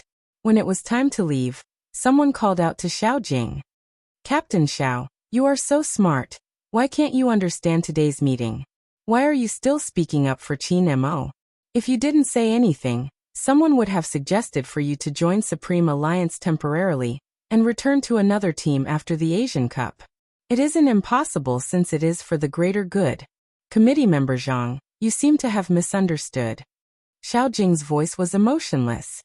"I'm just speaking from a technical standpoint. If Qin Mo is too weak, I would vote against him directly. Besides, the good and bad of every team depends on the team members' respect for their captain. For a team like Supreme Alliance, they wouldn't think that I can replace Qin Mo. Similarly, the people from Xiangnan wouldn't let me leave either. Considering the bigger picture, it's better to leave more choices to the participating members. If emotions are present, they might not be able to perform well in the Asian Cup." With that, Xiao Jing walked into the elevator with Fatty and Luoluo. Left behind, committee member Zhang almost laughed out of anger. What was wrong with these lousy gamers? Did they think that just because esports was popular, they could be like other athletes? At the end of the day, they were just fooling around. Just because they had fans, they were so arrogant. Sooner or later, they would fall. His words weren't pleasant to the ears. His voice could be heard through the cracks of the elevator. Zhao Sampeng wanted to press the elevator button and rush out to reason with him. Xiao Jing reached out to stop him. "Is there a need?" Zhao Sampeng was infuriated. "What nonsense is he saying? Didn't many people say that winning or losing isn't important? Since we are just playing a game, it doesn't matter if we lose. Xiao Jing glanced over. At this moment, we just have to win. He didn't need to say anything. As long as they won, they would be able to bring glory to the country. Only then would they be acknowledged by more people. Those people probably had the same thoughts.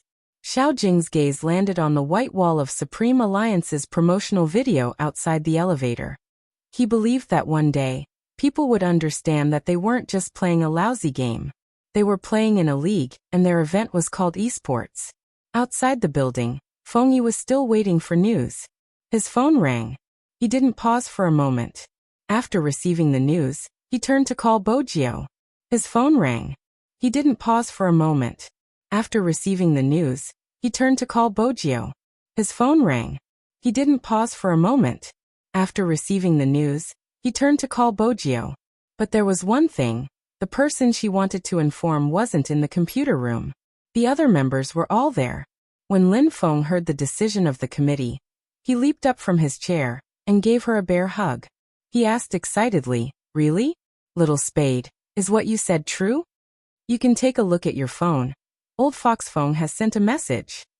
As expected, there was a group message. Lin Feng was overjoyed.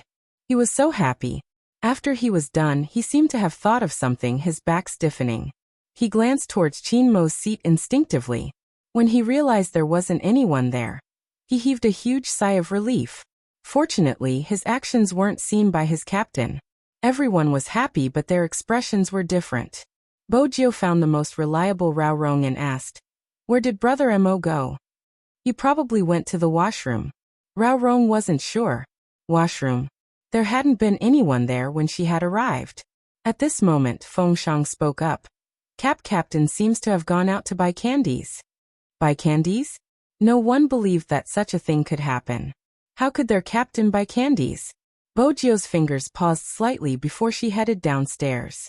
But just 3 minutes ago, outside the apartment, at a 24-hour convenience store at the entrance of the estate. She hadn't expected to be so lucky. She had planned to make her move at night. However, she hadn't expected to see that unexpected person. Fanjia's eyes widened. He had one hand in his pocket, the other on the shelf. He seemed to be choosing something. His face wasn't any different from how she remembered, but now, he looked like a devil who had been freed. From the curve of his lips, she could sense a different evil aura. Very quickly, Fanjia realized that this was the best opportunity to make her move, because there was no one else beside him except himself. Besides, standing in front of the same shelf in the convenience store wouldn't arouse any suspicion. After making up her mind, Fanjia suppressed her emotions and strode over to the tall figure. She heard a faint sound. That guy probably likes to eat this brand. The man's finger landed on one of the candies. Fanjia hadn't expected him to buy candies. With his words, she knew who he was referring to. Intense jealousy made Fanjia clench her fists tightly, her fingertips digging into her palms. Just as she was about to speak, a loud sound rang out. Swoosh! A poker card flew straight towards her face. Fanjia dodged immediately, watching as the card stabbed into the bread behind her like a knife. Her face paled and she trembled. "Brother Mo, don't you recognize me?" "Brother Mo?" When Qin Mo heard this word coming from someone else's mouth, he realized a problem. He didn't like it. Fanjia had wanted to make use of his amnesia to get close to him, but the moment she said that, the man took a packet of candies and was about to pay the bill. He didn't even look at her. Fanjia narrowed her eyes, blocking Qin Mo's path. "Brother Mo, do you really think that person likes you? She just wants you to participate in the Asian Cup. That's why she listens to you. If you don't believe me, I have pictures here. She has a close relationship with Hoshino. It isn't as simple as mutual admiration. They have always been close friends. Back then, in order to clear Hoshino's name, she didn't hesitate to lie to you. Have you forgotten all that?" Fanjia narrowed her eyes, blocking his way. "Brother Mo, do you really think that person likes you?" That was what Fanjia thought he would say. He would at least say a word to her. Unexpectedly, he only gave her one word, a chill in his laziness. Scram. Fanjia froze on the spot. There wasn't a hint of warmth in his gaze, as though he would kill her if she said another word. It seemed like she shouldn't have used such a method. Since she couldn't have him, no one else could. Fan Jia's eyes dimmed. Qin Mo, stop lying to yourself. The most important person to you is dead. It's all because you didn't catch her. You must still remember that bottomless abyss. Qin Mo didn't intend to listen to her anymore. But those words seemed to seep into his brain through his eardrums. He understood the hint and wanted to avoid it. But when he heard that sentence, the most important person to you is dead. It's all because you didn't catch her. The intense pain made him press down on his head. She fell deeper and deeper. By the time you realized it, it was already too late. When she needed you, you were already saving someone else. Fan Jia continued, walking towards her step by step like a snake spitting out its tongue. She fell deeper and deeper. By the time you realized it, it was already too late. Pack. Something seemed to break in his brain. Qin Mo's gaze wasn't as sharp as before. Instead, the color gradually faded. He seemed to be looking at something, but at the same time, it seemed like he couldn't see anything. He stretched his hand out to grab something, but all he caught was air. Fan Jia intentionally dodged, looking at him from the side. She continued slowly. You know better than anyone else that you are the one at fault. If you had listened to her and ignored others, tossing aside your so-called responsibility, she wouldn't have died. Pitiful Z, not only was she not accepted by the world, she would also sink into the abyss forever. You saw how she struggled to get up. When she was young, you promised her that when you grew up, no matter what you did, she would be the first. You were the one who went back on your word. You caused her death. When Fan Jia said the last sentence, Qin Mo's eyes widened. Qin Mo's eyes were completely blank. He raised his hand again. This time, it was even more intense than before. It was so intense that even his knuckles turned white. It was fragile yet tough. Back then, it was this tenacity that caused her brother to fail time and time again. She clenched her fists. This time she didn't avoid him. Instead, she reached out to hold his hand.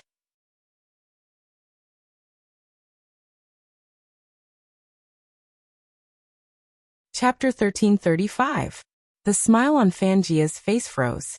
That was because she hadn't expected that he wouldn't grab her hand. Instead, he raised his hand and grabbed the red string around his neck. The red string was very thin. If one didn't look closely, they wouldn't be able to tell that there was an amulet tied to the other end. Fan Jia gritted her teeth when she saw this. She couldn't accept that at this stage. He was still thinking about Z, who should have died a long time ago. The hypnosis wouldn't fail. When he had been in the Golden Triangle, he had seen the video that they had purposely played for him. Moreover, the environment by the lake and his amnesia. All these signs showed that he had been affected. Otherwise, he wouldn't have lost his memory. Now that she was doing a deep hypnosis, it was impossible for him not to break down. Fan Jia looked at the pair of dazed eyes and lowered her voice. Brother Mo, it's me. You? Qin Mo's eyes moved down slowly. Fan Jia seemed to have seen hope, her eyes lighting up. That's right, it's me. Z, have you forgotten? You have been looking for me. I haven't forgotten. Qin Mo released the amulet and smiled at Fan Jia. I have been looking for you. Fan Jia knew she had succeeded. In his subconscious, he had treated her as Z.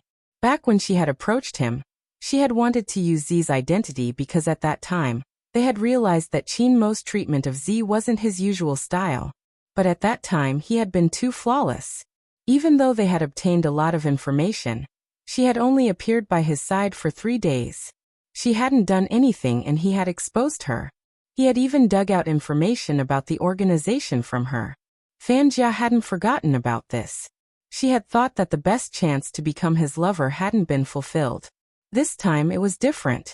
He had a weakness that could be overcome, and it was a fatal one. Since he wasn't willing to admit that that person had left, she would replace that person. Fan Jia didn't care. Anyway, she had become the most important person in his heart. Let's go, Brother Mo. Fan Jia smiled lightly. Qin Mo arched a brow. Where? A place without anyone else. Fan Jia glanced to the side. It's too noisy here. Qin Mo didn't object. He didn't know why, but there seemed to be a voice in his ears telling him that this person was very important. It wouldn't be wrong to listen to her. When he nodded, Fanjia's smile deepened. She reached out to grab his wrist. But what she grasped was indeed a piece of air. Fanjia frowned. Brother Emo Chin-Emo didn't know why he dodged. It seemed like a natural reaction. Fanjia tried again. This time, she wanted to hold on to him. But the result was the same. Fanjia inhaled deeply, looking extremely understanding. It's fine, I know you aren't used to people approaching you, including me. Let's head back to our place first. We'll leave the country tomorrow or the day after. All right. Chin-Mo's agreement boosted her confidence. It seemed that it was only a matter of time. After a long time, he wouldn't reject her like he did now.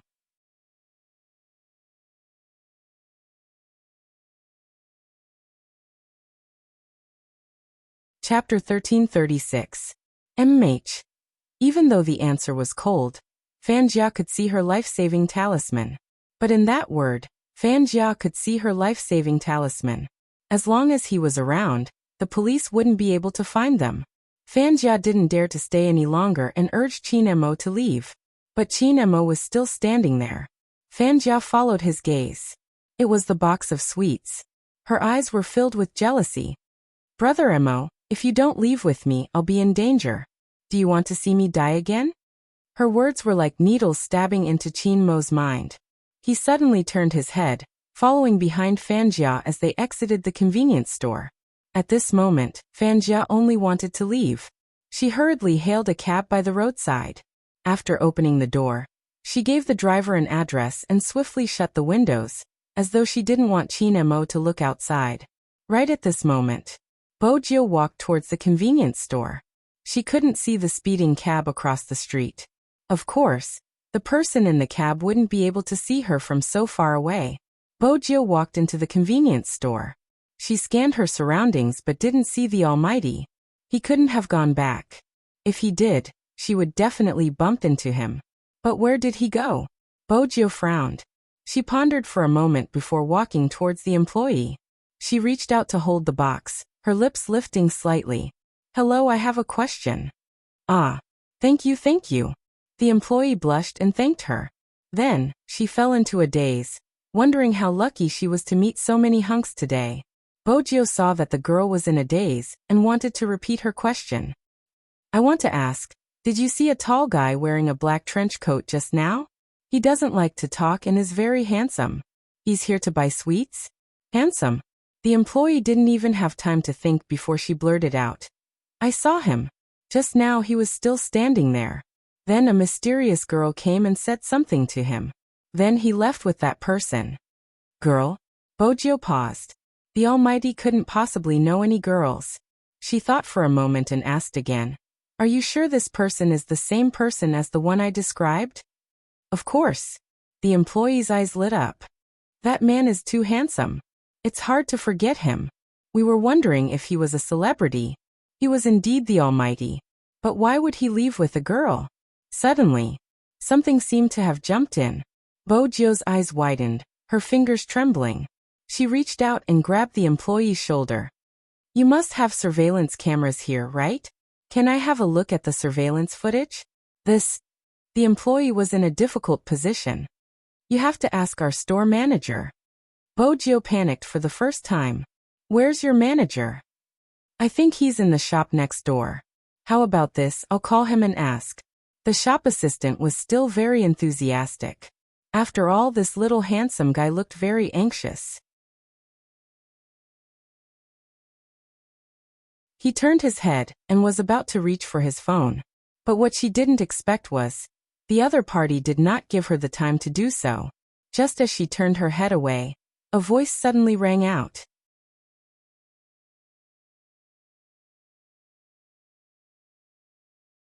Chapter 1337. Mister, what are you doing? This is our cashier counter. You can't enter as you please. The cashier was clearly frightened. How could anyone other than the staff touch the computer in the convenience store? But the pressure on her shoulders was too strong. She couldn't break free. The handsome youngster just said, sorry. The other hand took over her mouse.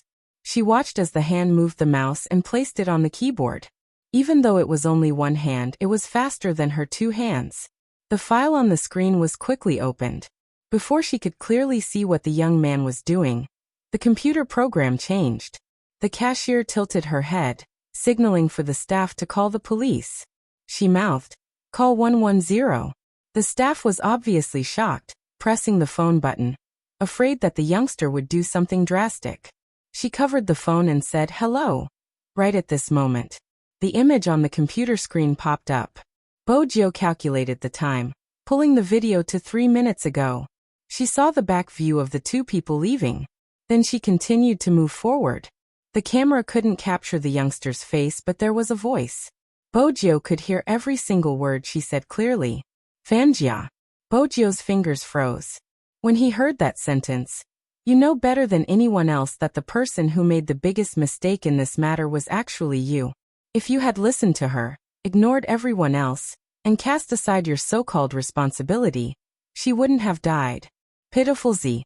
Not only will she not be accepted by the world, she will also sink to the bottom of the ocean forever. You saw her struggling to get up. When she was young, you promised her that when she grew up, no matter what you did, you would put her first. You were the one who broke your promise first. You killed her." Bojo's fingertips turned cold. She should have thought of it. Why did he hate his past self so much? But she was still too stupid. She never knew that the knot in his heart had always been her. He felt sorry for her. That was why he became like this. He had thought of her, the little Bojo he knew when he was young. That was why he said those words to Director Huang. He wasn't looking for her because he wanted to capture her. He was simply looking for her. Bojo couldn't describe her feelings as she watched him leave with Fanjia. There was a murderous look in her eyes. It was strong and undisguised. She didn't stay here for long. After getting the image he wanted, he held onto the table with one hand and flipped over. He unlocked his phone with the other. "Give me an answer now. Where exactly is Fanjia?" Young Master Tang heard the strangeness in her words. "What's wrong?" "Fanjia has the key to the hypnosis. The Almighty has left with her." Bojo's voice was clearly softer. Young Master Tang stilled, aware of the severity of the situation. He gave Bojo an address and turned to instruct his men. "Send more plainclothes officers and use the police dogs. The operation is to be carried out 2 hours earlier." Yes. But even so, they weren't faster than her. On this day, almost everyone who lived in the North City district saw a black Lamborghini. It was just like a racing scene in a movie. It sped from the asphalt road into the long alley. The left wheel was pressed against the wall. The car slanted as though it was a black bolt of lightning. Bojo held onto the steering wheel with one hand while the other looked at the back of the car. With a turn of her tail, she shook off the police car that had been following her. The police car had been called by the supermarket staff. At first, they had assumed that she was here to rob them, but when they saw her car, they chased her for a whole street. When they questioned the convenience store staff, they found out that she had only taken a glance at the supermarket's surveillance camera. In that instant, they didn't know if they should continue the chase. Actually, they didn't need to think about it. Because no one could catch up to Z. Especially the current Z. The bats whizzed past, bringing with them the wind. At this moment, the taxi had reached its destination. Fanjia smiled sweetly at Chinemo. "You definitely won't like this place." "I don't like it either, but I have no choice. I'm forced to stay here. But things will get better soon. Once we leave the country, no one will be able to control us, and I will be able to move around freely." Chinemo remained silent. It seemed as though he had been like this the entire time. He didn't even know if he heard what she was saying. Fanjia clenched her fists, feeling extremely indignant. But at the same time, she knew that some things couldn't be rushed. The two of them continued walking, turning into a long alley and heading upstairs. Suddenly, they stopped in front of a door. Chinemo stopped. Fanjia turned. What's wrong? Could it be that he wasn't going to listen to her again? That was impossible. In his heart, she was the most important person. Even if it was his body and behavior, he couldn't accept it, but his hypnosis kept telling him this. That was indeed the case. Qin Mo seemed to be imprisoned. All he could think about was protecting this person. There's a problem around here. Fan Jiao was right about one thing. With Qin Mo around, it would be difficult for the police to find them. Is this room yours? Qin Mo's voice was emotionless. MH, Fan Jiao replied. Brother Mo, isn't it shabby? Don't worry, the situation will change soon. Qin Mo didn't know why he felt disgusted when she called his name. It's not broken or not, the lock has been tampered with. Don't go in, there might be people inside. Continue walking forward and go down that way. Qin Mo nodded. Fan Jiao broke out in cold sweat when she heard this. A cheap house like this wouldn't be visited by a thief. Under normal circumstances, staying in the room was one of the high-end methods of the police, waiting for the suspect to fall into the trap before taking action. Fortunately, this person had seen through it in advance. Fortunately, she had covered her face. Do you see the person smoking in front of the shop not far away? He should be a stalker. It's best if you don't act suspiciously. Qin Mo's voice was still emotionless. There was even a hint of disgust in his voice. Of course, Fan Jiao could hear it. But so what? Wasn't he still trying to protect her with the words he said now? So this was what he had been relying on in the past. Childhood sweethearts who had grown up together. Even if she was a criminal, she could become the most unique one? From today onwards.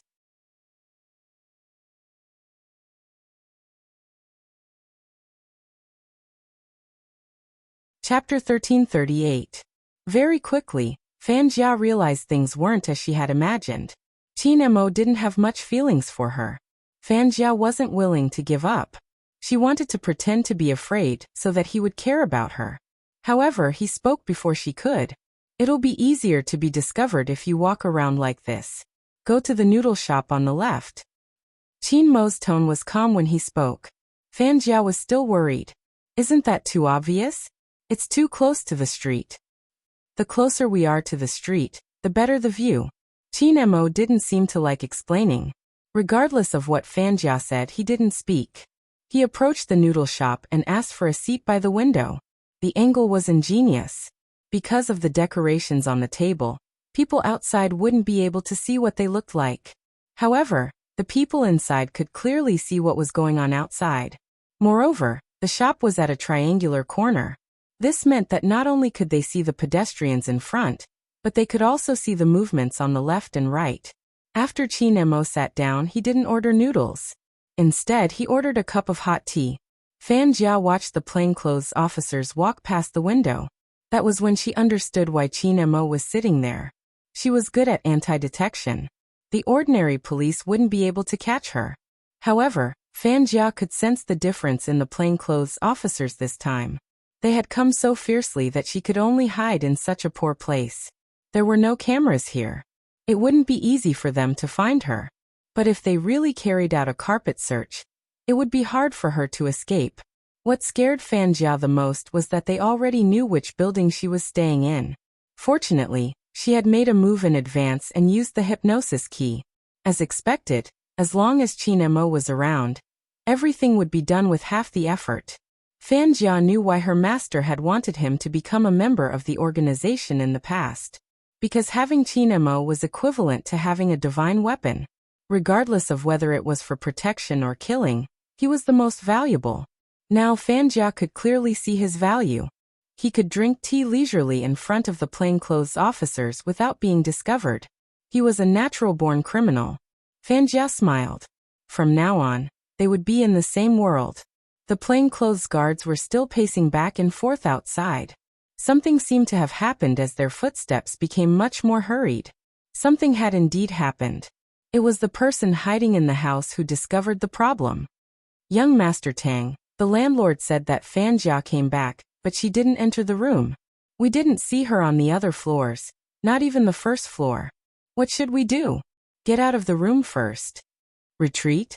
Yes, there's no point in continuing to wait. If Fan Jiao had been with Qin Mo, these tricks would have been nothing in front of him. Then wait a minute. Who are you and what are you doing here? Before the plainclothes man could finish his words, a slender figure suddenly appeared in front of the door. It was a young man around 18 years old. He had his head lowered and was looking at the door lock.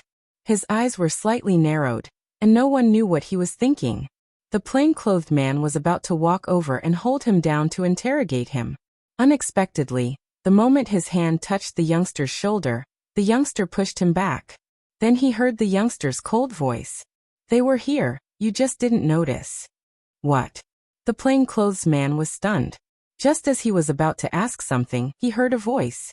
Just as he was about to ask, the youngster released his hand and turned to walk in another direction. His gaze landed on the pile of rubbish that had been stepped on. "They went down from here, so half of your efforts were in vain.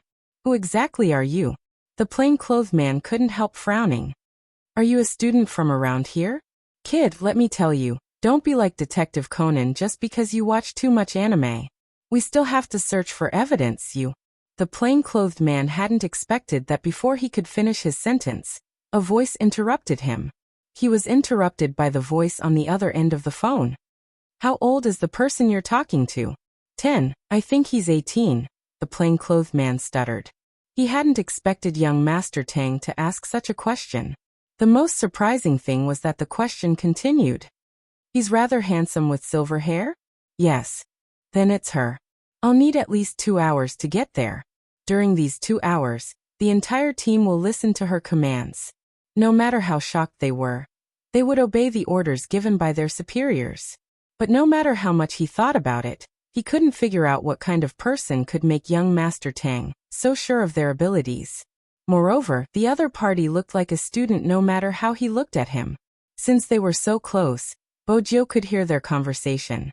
She watched the shocked expression on the plainclothes man's face, but didn't say a word. She didn't want to lead the team either. She just wanted to find someone as soon as possible. However, this phone call was also beneficial. Firstly, no matter what she did in the vicinity, these plainclothes officers would not arrest her. Secondly, she had also obtained some information. She had been here but did not enter the building, which meant that the police's operation was successful at first, but someone had seen through them. Bojo didn't think Fan Jia would be the one to see through it. Only the Almighty would be able to observe something as detailed as the lock. Through the video in the supermarket, Bojo already knew the key to hypnosis. She knew that the Almighty had mistaken Fan Jia for her. She didn't know how effective hypnosis was. She only knew one thing. If the Almighty was really trying to avoid the police, he definitely wouldn't be like Fan Jia, who would hide in the shadows. He would be very calm, right in front of you, one step ahead of you, occupying the best spot without you noticing. Bojo closed her eyes, thinking about the few times they had crossed paths. At the same time, she recalled the times when she thought she had escaped safely, only to be caught by the Almighty. Suddenly, her eyes widened, bright as stars. Field of vision. Regardless of the situation, field of vision was the most important. Bojo swept the pile of rubbish downstairs. She leaped over with large strides, her eyes watching the people walking back and forth. The environment here wasn't good. The streets were dirty and messy. Even the building was on the verge of being demolished. Just like that, it was in an alley. But even such a place had its own terrain. Bojo scanned the roads on her left, right, front and back. Gradually, a map formed in her mind. This was the place to stay, this was the market, that was the convenience supermarket. And after another turn, there was a three-way junction, the noodle shop.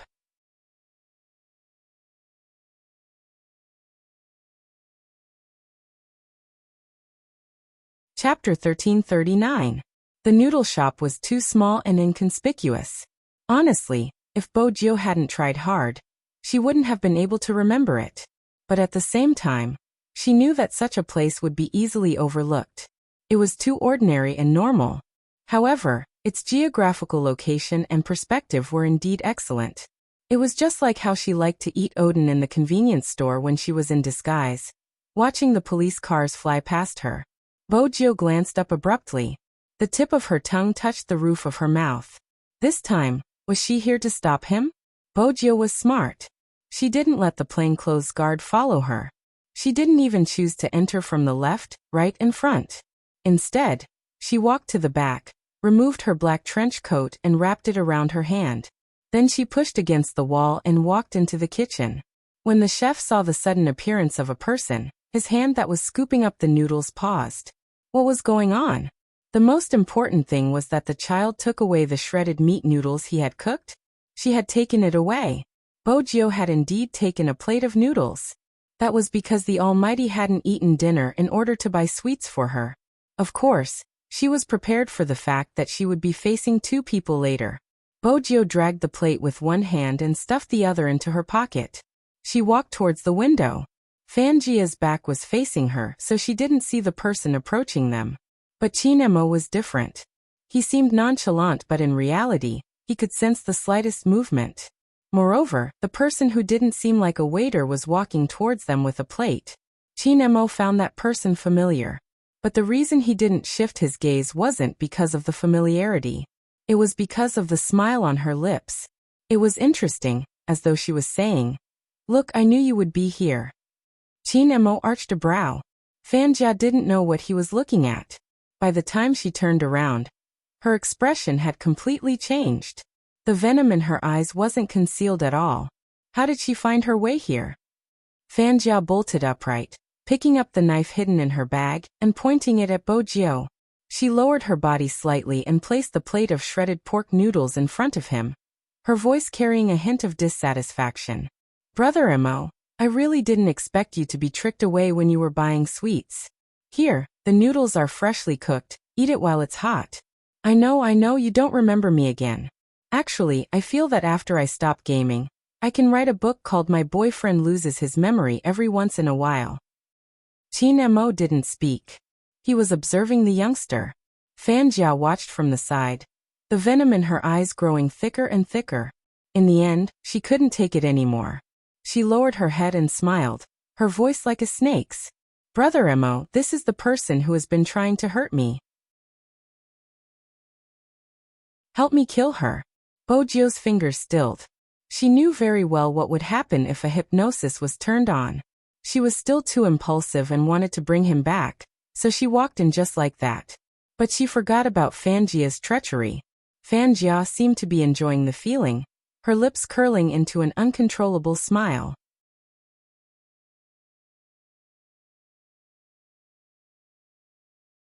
Chapter 1340. Chinemo didn't move. Why wasn't he moving? Fanjia glanced towards him. He clutched onto the amulet again, his eyes emotionless, but that proved one thing. The hypnosis wasn't enough for him to kill Z. He could have done it when he was facing other people. Why wasn't it working against this person?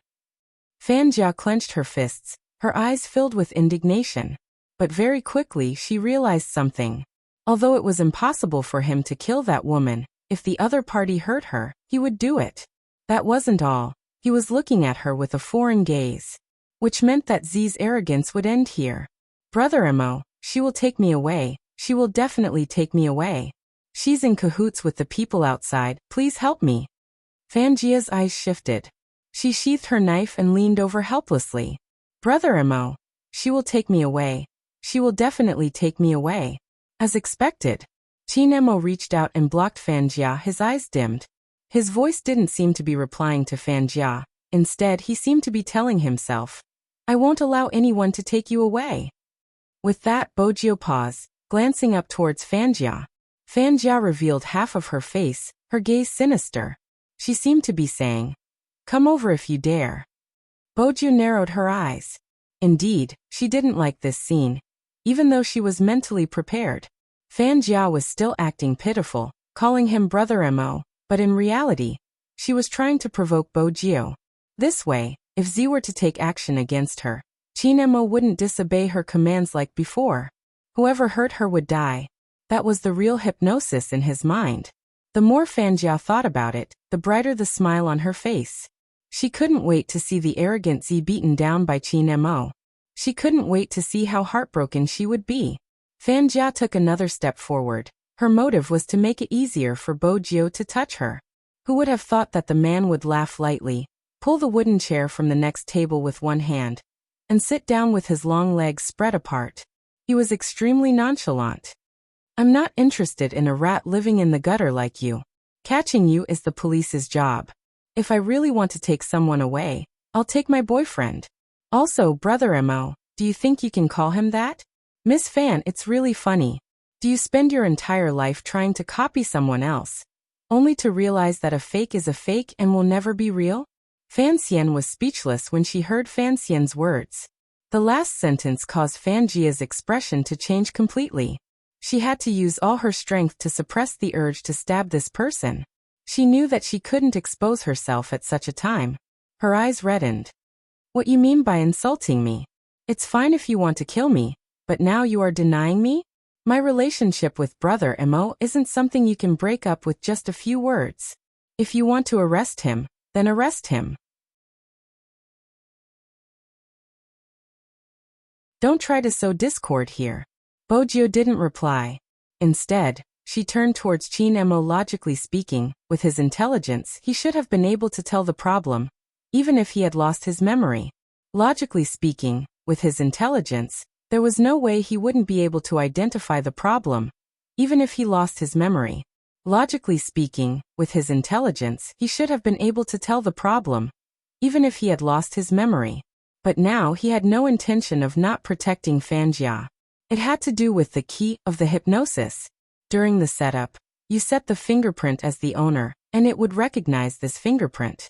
At that time, Fan Jia had been the only person in front of him. That was the function of the key.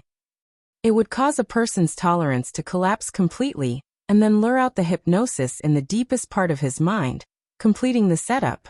Unless there was a breakthrough. But Bojio had no idea what was the breakthrough point in his heart. Originally, she had assumed that he would know the fake Fan Jia was the moment he saw her. But from the looks of it, it didn't matter anymore. It was the initial setup. She could only recover her memory. There was no other way. Or perhaps she would watch him wherever he went. Bojio glanced up, noticing that he was looking at her, his gaze deep. Then, he asked, "Are you always this dirty?" Bojio asked, "Dirty? There's something on your clothes. Didn't your family tell you that it's best not to climb over walls in places like the back kitchen?" Qin Mo's voice was neither warm nor cold, and there was even a hint of lecturing in it. Bojio pouted. "In the past, my boyfriend told me about it, but now that he has lost his memory, he doesn't even care about me anymore.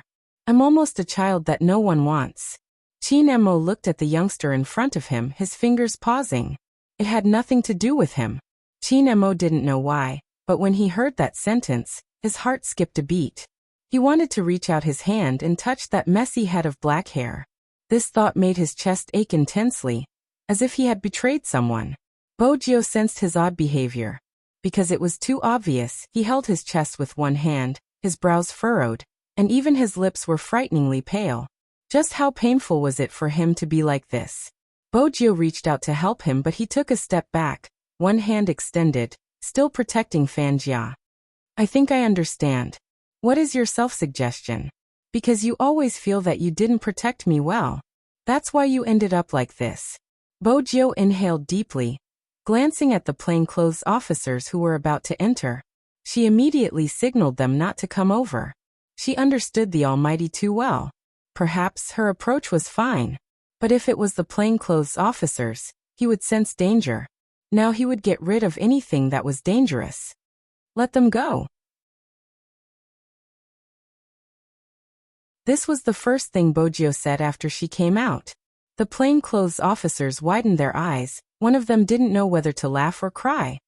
"Do you know what you are talking about?" If it hadn't been for young Master Tang's orders, he would have assumed that the youngster wasn't helping them but the criminal. Even though he was the one who had found the criminal, he couldn't be so reckless.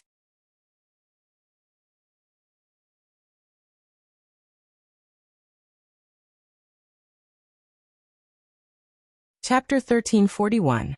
The undercover officer wanted to speak. Bojio laughed lightly, interrupting him. "If you don't trust my judgment, you can give young Master Tang a call now." The undercover officer panicked, replying with a stern expression. "I have to consult my superior." Bojio gestured for him to make the call. The undercover officer immediately made the call. expecting young Master Tang to consider it seriously. Unexpectedly, the instructions he received were the same as before. Just listen to her arrangements, but there is something she is trying to trick you about. Regardless of whether you rush in or not, Qin Mo will still be holding hostages. Nothing will happen if you let him go, but if you don't, there will be two outcomes. Innocent people will be implicated, and the city will be plunged into chaos. This time, you aren't facing an ordinary criminal. He can't even be considered a criminal because he hasn't committed any actual crimes. Just as you said, he hasn't started holding hostages. If it wasn't for the person next to you, you wouldn't have found him. You wouldn't have needed to take any hostages. You can ask the person next to you. If Qin Mo really took a hostage, what would she do? Bojo laughed. Did you purposely put me on speaker? It's just holding hostages. I'll be Brother Mo's hostage later. I can't possibly watch my boyfriend leave with another woman. I have a temper too. Your temper is to be a hostage. Young Master Tang chuckled. You are going through so much trouble to prevent Qin Mo from having any bad records. Let me guess what you are trying to imply. You didn't allow everyone to take action because Qin Mo would take action if anyone harmed Fan Jia. On the other hand, as long as Fan Jiao is safe, he wouldn't take any lives. This situation isn't comfortable at all. Z, there are many people who like you. I think Hoshino isn't bad. Why do you have to spend the rest of your life on a tree? You can make more choices and we can make a deal. Hand Qin Mo over to me and you won't interfere with him. The Tang sect will provide you with anything you want and I promise nothing will happen to him. How about that? Bojo tapped her fingers. It's a good deal, but young Master Tang, you seem to have misunderstood something. In this world, there is only one thing I want, Qin Mo. That's a pity. Young Master Tang didn't sound regretful. He didn't seem surprised that she would make such a decision. I didn't expect Z to like someone so much. Bojo paused, lowering her voice. Just now, when Fan Jia ordered him to kill me, his first reaction was to grab the amulet I gave him when he was young. You won't understand, actually he loves you more than you love him. Young Master Tang chuckled. Z, didn't I tell you that Qin Mo and I are people who would risk our lives once we fall in love? Bojo wasn't as upset as before. I have to say, your love story can be comforting at times. Even though you are still single and haven't gotten the person you want, it doesn't stop you from sharing your thoughts. Young Master Tang. Is this gratitude? Bojo didn't think there was anything wrong with her sharp tongue. Anyone who tried to persuade her to break up with her brother Mo deserved to be stung. Bojo turned and walked back to the noodle shop. Qin Mo saw the interaction between her and the plainclothes officer outside. However, what she said next made him look up. They won't make a move for now, but I'm guessing you won't be at ease. How about this? I'll be your hostage. With a hostage, even if they have a sniper, they won't open fire. This was the first time Qin Mo had met a hostage. His gaze swept past her face. Her skin was so fair that even the fine hair could be seen clearly. She was smiling, the tip of her nose stained with dust. There was a small tuft of hair that was as harmless as a kitten. But there was a natural sense of danger. Anyone smart wouldn't choose this person as a hostage. Bojo knew he was thinking. She stood there, allowing him to size her up. She even leaned forward and asked, "Do you find me especially beautiful? Tie me up so you can admire me." Qin Mo arched a brow. Firstly, it was because of the distance. Secondly, it was because she was indeed beautiful. Fan Jia watched from the side, her teeth clenched in pain. "We don't need a hostage." Then she walked out of the noodle shop. After she had taken 5 steps away, Qin Mo took a step forward. Bojo watched without a change in expression. This seemed to be the first time she saw his back view. She thought about it carefully, because every time, he would be the first to watch her leave. In the past, she had always assumed that her departure would be the most painful. But now she suddenly understood something. Back then, he was the one who had waited at the same spot the most painful. For some reason, Bojo was reminded of the interview. Someone had asked him why he wanted to play in the professional league. He had replied, "Because the person I'm looking for likes to play." It wasn't just when they were young. Even after they had grown up, he had always been waiting for her. Bojio's gaze followed the slender figure to the next spot. 5 steps? Did the hypnosis include staying a few meters away from Fanjia? Bojio followed him. If he didn't want a hostage, she would be his neighbor. Fanjia was certain that they wouldn't make a move. From the looks of the person just now, he seemed to have guessed something. She had wanted to use this chance to get Qin Mo to kill 1 or 2 people. That was the only way she would be able to relax. After being stained with innocent blood, he would never be the Qin Mo of the past. That was the final form of his personality. Yet, Z kept ruining her plans time and time again. Fanjia hated him to the core. But she knew that she couldn't do anything to him. But so what?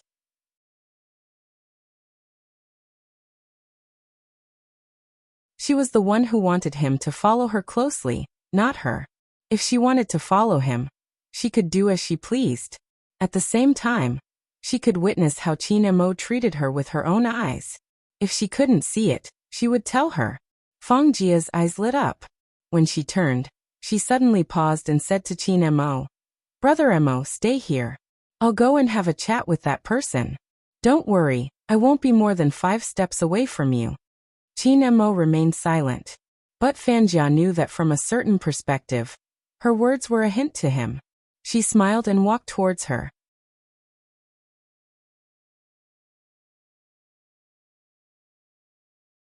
Chapter 1342. Bojio arched a brow but didn't retreat. She stuffed a hand into her pocket and watched Fanjia. It's the Asian Cup tomorrow, and it's already evening. When we enter the room at night, you won't be able to do anything. I know you really want to bring him to the competition, but it's such a pity. He won't leave me now. No matter who comes, the result will be the same. Fanjia chuckled and lowered her voice. Don't waste your energy. Don't you know that the Asian Cup is tomorrow? Bojio watched her, asking slowly. Your plan worked. You disguised yourself as me and completed the setup. Logically speaking, he should be close to you, but he didn't allow you to touch him. Why do you think that is? Fanjia's eyes dimmed. Z, you really don't know when to give up. I've always been like this. Bojio leaned forward, smiling brightly. You should be thankful that he is by your side now. Otherwise, I'm not sure which sea I would throw you into. Fanjia clenched her fists. You don't have to be so arrogant. He didn't listen to my orders to kill you today, but that doesn't mean he won't do it tomorrow. You are smart. You should know that the hypnosis will get stronger over time. Do I need to remind you? Sooner or later, he'll realize that I'm the one he should have chosen the most. I've done so much for him, and you'll be nothing. You can stop talking about how you have to like me just because I like you. If destroying something he cares about is considered liking someone, no one in the world would want that kind of liking. Bojio's gaze was cold, without a hint of warmth. Fanjia didn't get the upper hand. Hence, she clenched her fists tighter. So what? I'm the one by his side in the end. As for you, you won't be able to bring him back for the Asian Cup. And you won't be able to compete either. Hee, you have to suffer. Z, no one who goes against me has a good ending. You're too naive. That's why you gave us the chance to attack him. You think you're the savior, and want to save everyone. You're so arrogant, but you're just an ordinary person who can't even deal with a little girl. People like you don't deserve to stay by his side. With that, she turned back to Qin Mo and smiled. Brother Mo, let's head up. Bojio didn't reply. She stuffed a hand into her pocket and followed behind. Actually, she didn't like this feeling at all. But she disliked not seeing him even more. Gradually, the sky darkened. The last ray of sunset also lost its color as night fell. Bojio's phone kept ringing, but she had no intention of picking it up. After receiving it, he didn't know how to tell Lin Feng and the others. She lost the Almighty again. Fanjia was right about one thing. She was too pretentious and always failed to grasp what she should grasp. He knew that Fanjia's target in Jiang City was him. She should have followed him 24/7 back then. But she had been distracted because she wanted to catch Fanjia. There was a huge commotion online. In order to vent her anger, she had lost him again. With this thought, Bojio moved her fingers and glanced up. She walked towards the Lamborghini parked in the long alley. She stepped on the accelerator and drove little Blackie downstairs. Chin Emo stood upstairs. He didn't need to look down to see what was going on downstairs. Even though the building was old, it had a good view. Standing in front of the window, he could see everything that was happening outside. At the start, he saw the youngster's drooping ears. He couldn't tell what she was thinking about. She didn't look as handsome as when she had served him noodles at the noodle shop. Instead, she looked pitiful. Chin Emo moved instinctively. He didn't want to continue watching. He didn't know why, but whenever he saw that person, he would feel a sharp pain in his chest. That kind of pain was unbearable several times. But the moment he left, he couldn't help but look again. When he stood by the window again, he realized that there was no one outside. Chin Emo couldn't describe the feeling. His chest finally stopped hurting, but the emptiness made him feel even worse. It was as though something had been dug out. There was even a very, very small voice that was saying something. Look, she finally couldn't wait any longer and left. Chin Emo reached out to grab the amulet around his neck. It was the only way he could get rid of the voice. Fan Jia stood at the side, watching the entire scene. Her eyes were filled with indignation. They were already in the same room, but his gaze never lingered on her. Brother Emo, Fan Jia said, her voice sounding like she was about to cry. I'm afraid that you will abandon me again. Chin Mo's gaze wavered. He tightened his grip. Fan Jia knew her voice worked. She walked over, wanting to take the chance to hug his waist from behind. However, he raised his eyes and walked to the window again, leaving only air behind. Fan Jia was infuriated. She followed his gaze and saw the culprit who had ruined her plan once again. What she couldn't stand the most was his gaze. Why did his gaze only land on that person? Chin Emo was indeed looking at her. It wasn't intentional, but the person standing at the bottom of the building was too dazzling. He didn't know where she had gotten a bunch of balloons from. They were huge and there were lights inside, colorful and beautiful. She seemed to know he was looking at her. She placed one hand into her pocket and smiled. Then she released her hand. The balloons floated up. At this moment, Chin Emo saw the words clearly. My boyfriend, are you hungry? There were 9 balloons, each with a word written on it. After seeing it, Chin Emo arched a brow. Even he didn't realize that the corners of his lips curved up slightly. But when Fan Jia saw the smile, her eyes were filled with jealousy. Bojio didn't care what Fan Jia thought. After knowing that Chin Emo had received her message, she called the delivery boy over.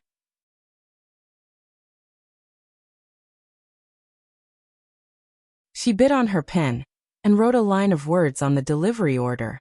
She smiled lightly. The food is for the customer in the building above. Please pass this paper to the handsome guy standing by the window.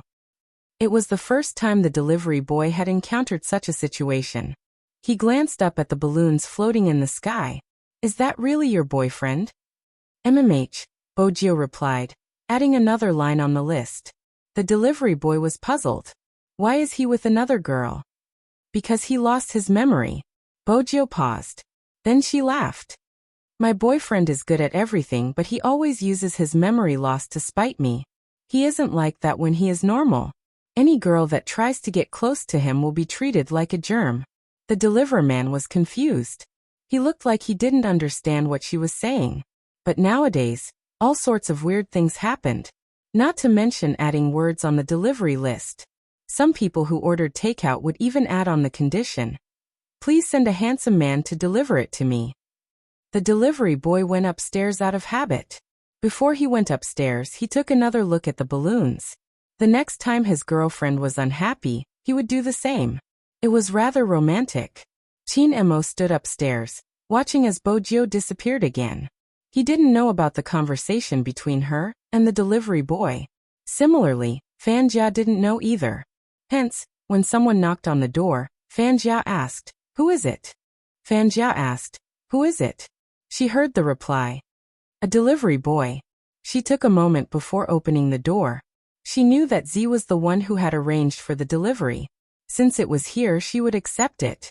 Not only would she accept it, but she would also eat with Chin Emo. It was time for Z to experience what it felt like to watch the two of them eat. Unexpectedly, after she opened the door, the delivery boy greeted her. Hello. Then he added, Handsome, there's a note for you. But Fan Jia couldn't stop him in time. Qin Mo walked over and took the note. There was a line on it. Do you like the balloons I gave you, boyfriend? Fan Jia was infuriated. She hadn't expected that her actions would inadvertently allow Z to spread the news. But that wasn't the end. I ordered 2 sets of rice, one for myself and one for the delivery boy. I heard it's for couples. Even though it's a distance away, brother Mo, you can see me eating when you lower your head. Qin Mo wasn't interested in how others ate. He was just curious about what the youngster was doing. He walked towards the window. Fan Jia's wish had failed. She lost all her patience. She didn't want Z to see anything else. Brother Mo, it's getting late. Let's sleep. She naturally switched off the lights in the living room and strolled towards the bedroom. She knew that even if Qin Mo wasn't intimate with her, he had to maintain a distance that could protect her. Fan Jia smiled faintly as Qin Mo walked towards her. He didn't go to the living room window. Her lips curved upwards. She had said it before, it was useless.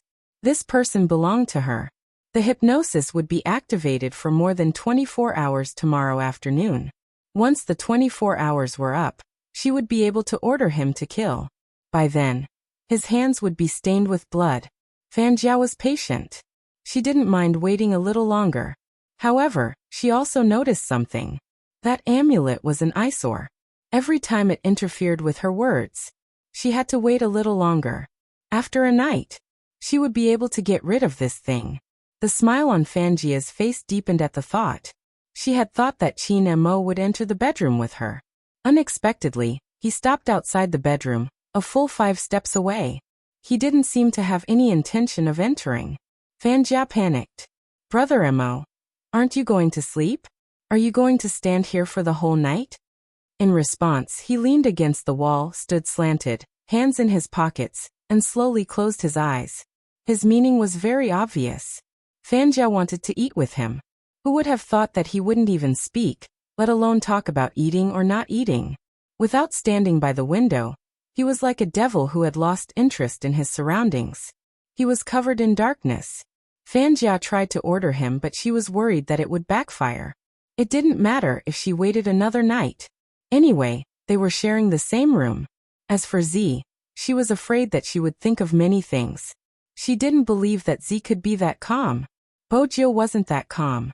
Especially when she saw the light go off, the smile on her face disappeared. She threw the set meal into the bin. She told herself not to think too much. But she couldn't control herself and lit a cigarette for herself. The temperature outside was very low. She didn't know what the temperature in the room was like. She just felt cold all over. Fortunately, there was a heater in the car. But she didn't want to stay in the car.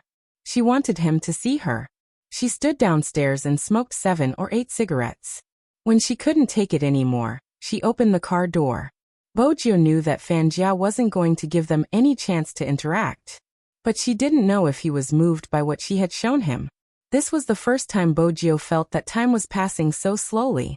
The night was hard to bear. But if they really took action to capture Fan Jia, she would fall into the opponent's trap. Bojiu lifted her lids and glanced at the watch on her wrist. It was already 11 a.m. There were less than 12 hours until the competition started. 12 hours. How was she going to recover her memory? Bojiu thought of many plans, but none of them were practical. When it was 2 a.m., she forced herself to rest.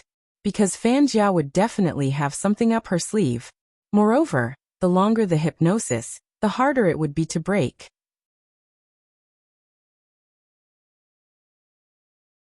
She knew that Fan Jia was just wasting time by dragging it out. But even so, Bojiu didn't know how to overcome it. She reached out and rubbed her temples. She looked at the cigarette butts on the floor. When she glanced at her watch again, another hour had passed. The comments online were still there. It was probably because there were less than 10 hours left. The official website started to count down. Even until now, there were still people who objected that Qin Mo and Spadesy shouldn't participate. Bojiu's fingers slid. It was too cold. It was indeed cold. But she couldn't let go. Her fingers slid a few times. In the end, she tapped on a phone number. Yihonghua. When He Honghua received the call, she woke up instantly. Jio, is that Jio? It's me. Bojio chuckled. She glanced up at the darkened windows. It was 6 in the morning, less than 4 hours before the start of the Asian Cup. For hours, she could almost predict all the results. She couldn't drag it any longer. No matter what, she had to keep the most important thing to him. Bojio took a step back. She buttoned the hood of her jacket, her figure tall and slender. When she spoke again, her voice was foggy. I'm afraid I have to break my promise.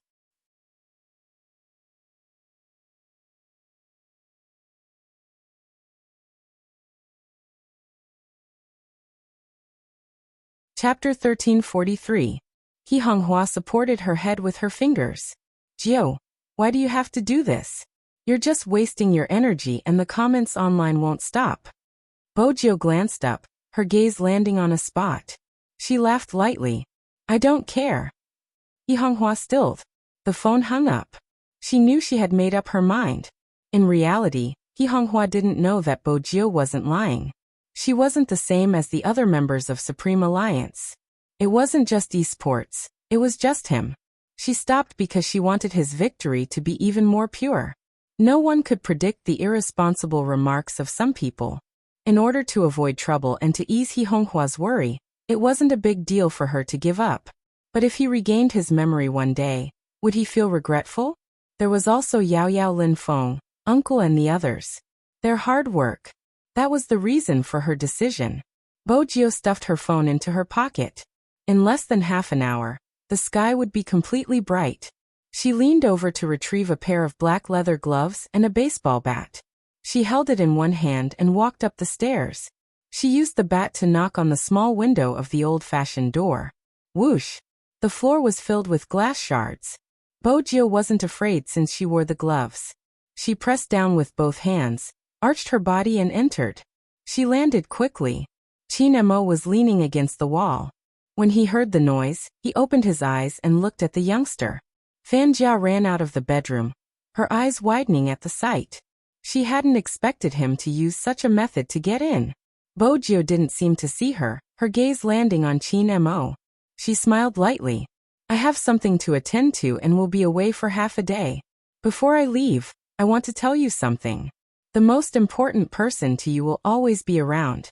What she is most upset about is that when you were looking for her, she didn't even realize it, giving someone a chance to take advantage of you, allowing them to grab hold of your weakness. You said that you want to stand in the most dazzling place and wait for her to notice you. You joined the professional league because she likes to play games. Now, it's her turn to wait for you. It doesn't matter how long it takes. Brother Mo, that's the competition you want to participate in the most. You should come. Qin Mo's fingers moved. His chest felt like it was being pressed by a huge rock, especially when he saw the youngster turn and leave after saying that. That suffocating feeling became extremely clear. Shenghua was worried that something would happen, so he asked, Brother Mo, are you going to leave me behind again to do something else? This sentence was like a code that pierced through a certain part of Qin Mo's expression. I won't. That's right. Never again. He never wanted to leave that man behind and do something else. Knowing that she could sway him by saying that, Fan Jia smiled faintly. She knew what Z was going to do.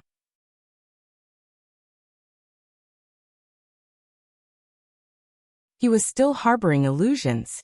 No one in this world could break the hypnosis, and Qin Mo couldn't recover his memory unless he could turn back time.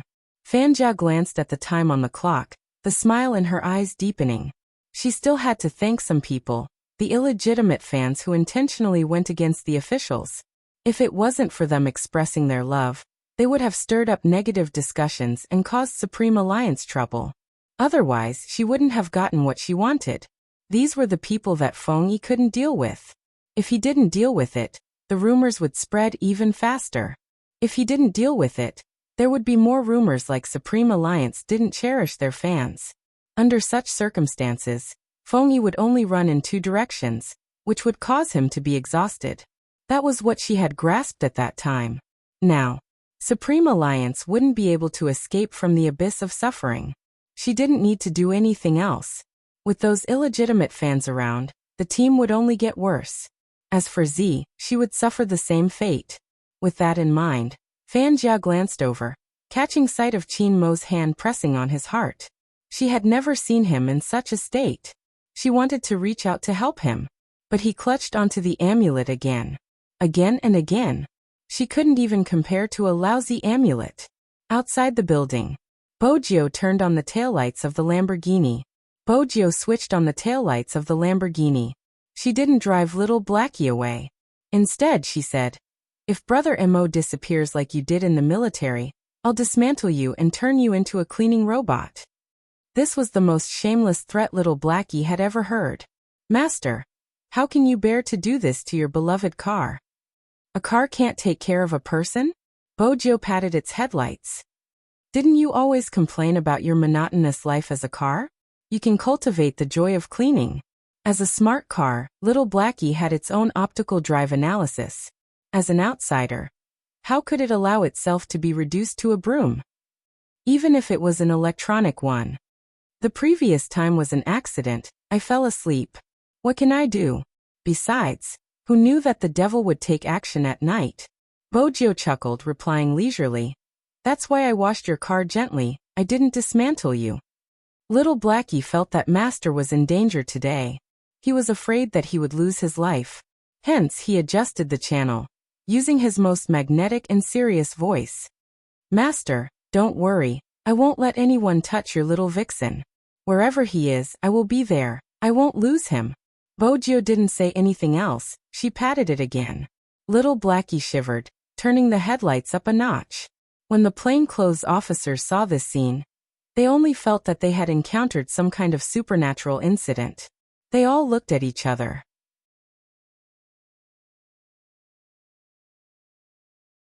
They were all standing here, and the young man was really interesting.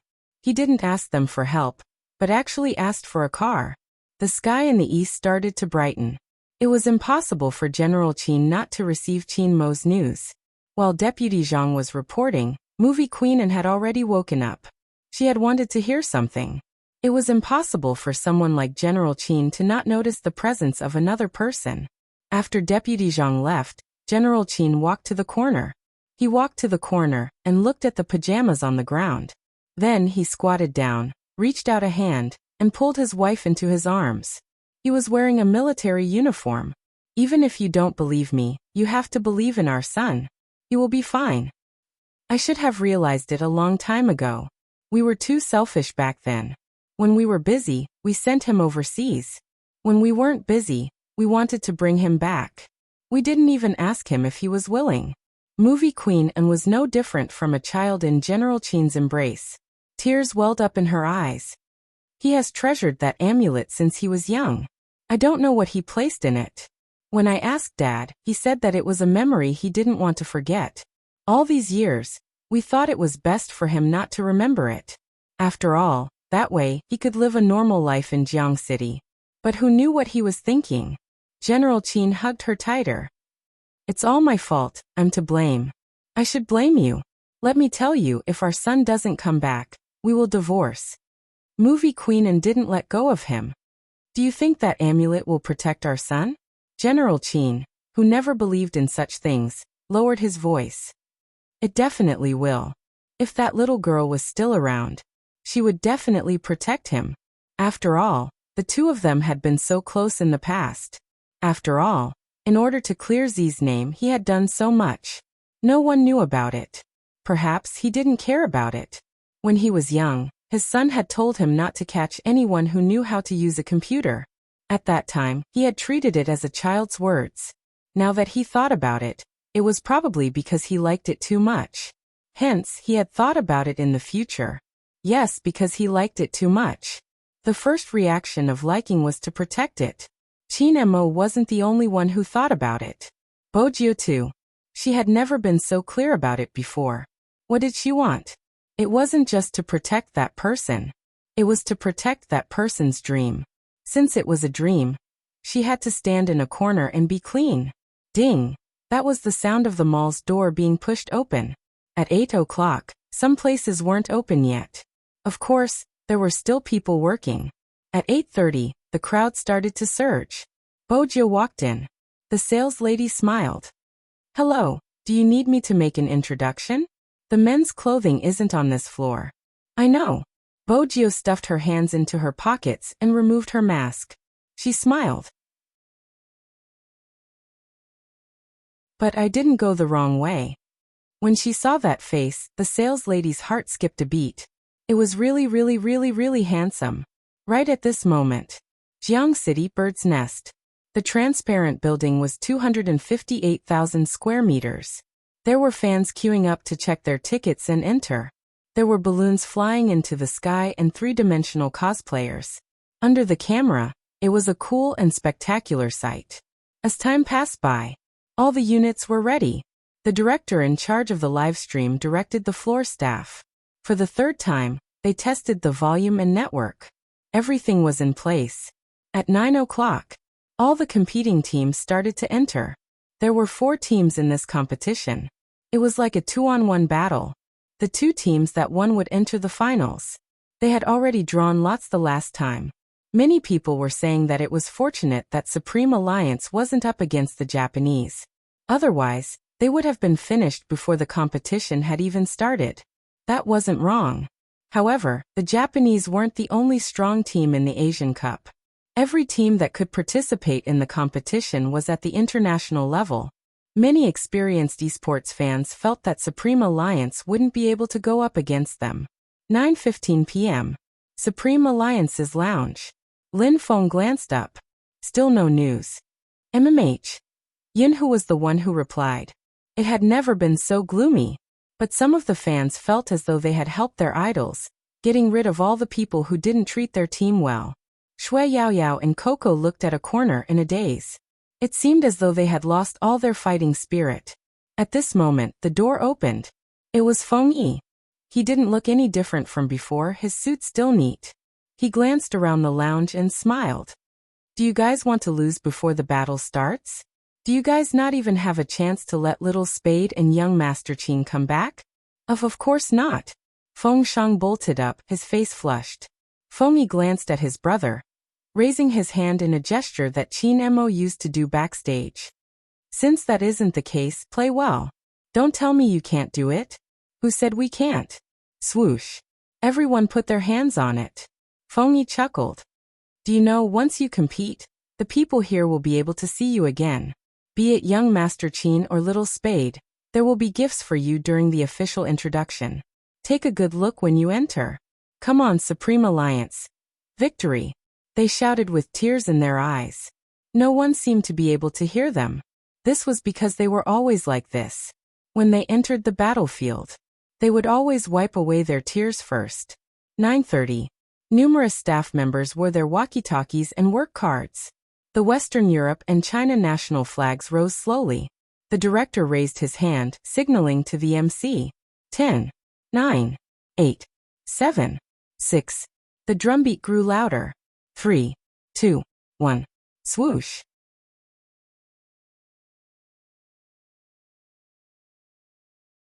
The lights lit up. The screen lit up. There was a paragraph of introduction in the middle. They had once fallen into the endless darkness. Today they came out, vowing to become kings. Their name was Supreme Alliance. Before the crowd could cheer, the image changed, showing the faces of the people in their uniforms. Their voices rang out one after another. Hello everyone, I'm Supreme Alliance's top laner In Wu Yao. Hello everyone, I'm Supreme Alliance's middle laner, Rao Rong. Hello everyone, I'm Supreme Alliance's support Lin Feng. Hello everyone, I'm Supreme Alliance's ADC Yin Hu. Hello everyone. When this self-introduction came out, the whole place was silent. So many people were looking up at the big screen, listening to the voices of the people they liked the most, until the final landing point rang out, as though it could ignite their blood. Hello everyone, I'm Supreme Alliance's captain, Qin Mo Whoosh.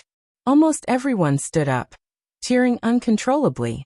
At this moment, the video seemed to shatter, merging back together. In the end, stars flashed. It was a scene from the provincial finals. An assassin in black had killed his way into the opponent's blood pool without any support. Double kill, triple kill, quadrikill, pentakill. 5 consecutive kills, Spade Z. The shoutcaster screamed at the top of his lungs, but no one could hear his voice. When they saw the ID, some of the female fans reached out to cover their mouths. They were touched. Touched that many haters didn't understand. Regardless of what you said in the past.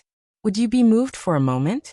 That youngster stood in front of the screen, her head lowered. Every time she turned the tide, she would land a critical hit.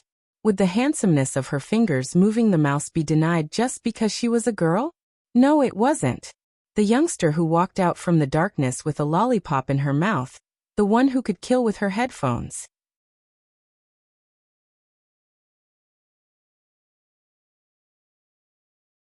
Chapter 1344. Right at this moment, as though to coincide with the scene, the host in a suit picked up the microphone and announced, "The Hero Asia Finals officially begins." Pa. The light beam shot down. All sounds and images froze. The focus was on the left and right sides. Supreme Alliance was on the left and Theo on the right. Everyone was cheering for the team they supported.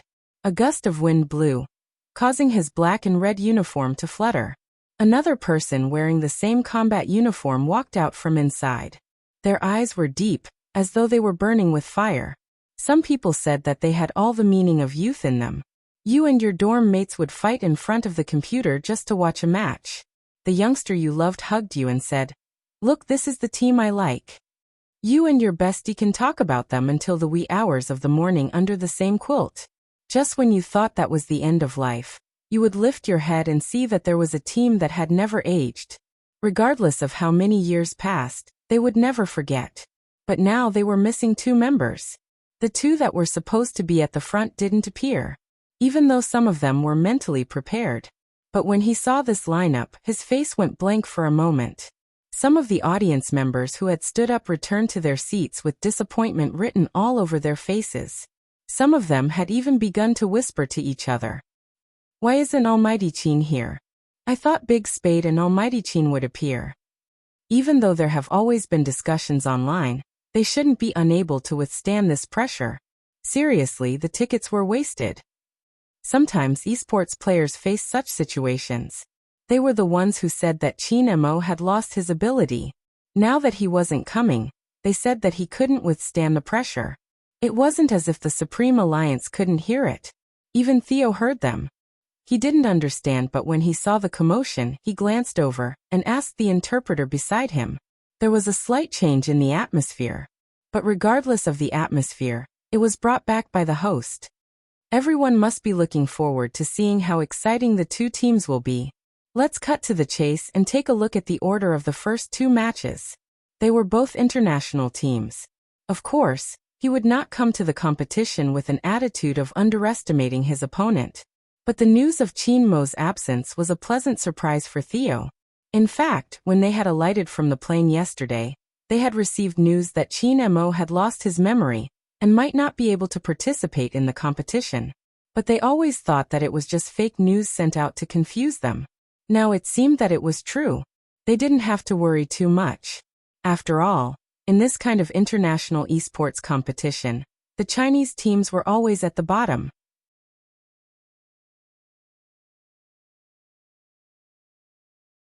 They were also fearful of Chin Mo, who had once given them a hard time. They had even specially trained him for a month. Now Theo had a secret weapon. It was obvious that Supreme Alliance wasn't their match. Supreme Alliance's lineup is out. Rao Rong 1-on-1. It was Yin Wuyao and Lin Feng. If it were me, I would also choose the same order of appearance, the commentator said. Another commentator said, "Oh, why?" Theo's team doesn't just have strong teamwork, they are also one of the best in individual combat. Supreme Alliance will have to grit their teeth and win one of the 2 matches. That way, they will have a chance to enter the team battle. If they don't win this match, it will mean that Supreme Alliance has lost. Which means you think Supreme Alliance will have a tough match. This is the Asian Cup after all, but I believe in each team's ability. The shoutcasters were from different countries and with them, it would be easier for them to look at the situation. Rao Rong is up. I remember he has always been a team controller. Is he really fine in a solo match? You don't know about this. In fact, for a long time, when Rao Rong was in another team, Even when he was the team controller, he dealt the most damage in the entire team. That shows how strong he is in solo fights. Moreover, as a starter, it is normal to admit that there is a lot of psychological pressure. Rather than saying that solo fights are a competition of skills, it is more accurate to say that the bigger the competition, the more emphasis is placed on the player's ability to withstand pressure. Theo's solo player doesn't seem to be under much pressure. There is indeed a difference. Theo's lineup has never changed and the first player is used to the rhythm. More importantly, even if he loses this match with Theo's ability, he has faith in his teammates to win. Rao Rong's situation is different. He has been through so many things and has just joined Supreme Alliance. He might be under a lot of pressure. Soon, the shoutcaster caught sight of the figure on the screen and broke into laughter. It seems like my analysis was wrong. Rao Rong's positioning is extremely skilled. This will be a highly anticipated solo match. Indeed, the moment Rao Rong put on his earpiece, he seemed to have transformed into a different person. As expected of the sole control of the entire team. That was probably the reason Feng Yi had chosen Rao Rong as the first player. That was because no matter what competition he was in, he would never be affected by the outside world. Time trickled by. The battle was getting more and more intense, causing everyone to be very nervous. Very soon, the Supreme Alliance members realized something. Theo wasn't a weakling, he was able to predict Rao Rong's position and deal damage. Anxiety seeped out from everyone's hearts. It was a full 10 minutes of battle. Both of them returned to the city with low HP. Soon someone noticed a problem. If this goes on, Supreme Alliance will definitely lose. Why? At the end of the day, Rao Rong is best suited as a team controller. The team controller has to coordinate with his teammates to bring out his strongest side. Now that he has been placed in this position, it is obvious that Supreme Alliance wants to win this match. No, it should be said that Supreme Alliance wants to win the first two matches. It would be best if they don't engage in the last team battle with Theo, because they know that with their current lineup, they won't be able to win. Hence they sent Rao Rong. In terms of speed, technique and condition, Rao Rong is undoubtedly outstanding. After all, he is one of the three pillars along with Qin Mo and Xiaojing. But the team controller's damage isn't high. If the battle drags on, Rao Rong will be finished. Just as he finished speaking, Yi Zichen's eyes widened. The other player was already heading towards Rao Rong. Everyone's eyes widened in shock. Just as everyone thought Rao Rong was about to be caught, he moved nimbly and turned the tables. Supreme Alliance had won this single battle. Shui Yaoyao watched from the side. She paused for a moment, then turned around and hugged Coco, who was still biting the rabbit's ear. Her happiness seemed to be contagious. Well done. When Rao Rong returned, everyone patted him on the shoulder. He lifted his lips into a smile, clearly in a good mood. But soon they realized the problem. Theo's team members were lazy, as though it didn't matter even if they lost the single match. You should be aware of Supreme Alliance's standard, Theo's captain said. The two of them stood up with a smile. The single match isn't bad, but if it's against Supreme Alliance's strongest player, Supreme Alliance will soon realize the difference in strength. Don't underestimate them, Theo's captain replied, but he didn't refute his teammates' words. The experienced shoutcaster glanced over, speaking into the microphone. I'm guessing from the start of the double match, Theo is going to unleash its true strength. Based on Theo's usual style, they would indeed use a single match to gauge their opponent's strength. Besides, they are used to placing their stronger players at the back. Supreme Alliance has to take this seriously. Supreme Alliance had to take this seriously. But it was hard to imagine how the double match would turn out. Their teamwork was flawless, their maneuvering was sharp, and they had plundered their jungle's resources at the start of the match. Before Uncle Ian and Lin Feng could work together, the jungle's resources were gone. The resources in the wilderness would be gone, and the economy would suffer a huge loss. Everyone could feel Theo's menacing aura. It wasn't a one-on-one match that had lasted nearly 40 minutes. This time, they were starting to reveal their true abilities. F***CK. Lin Feng noticed the change in their tactics.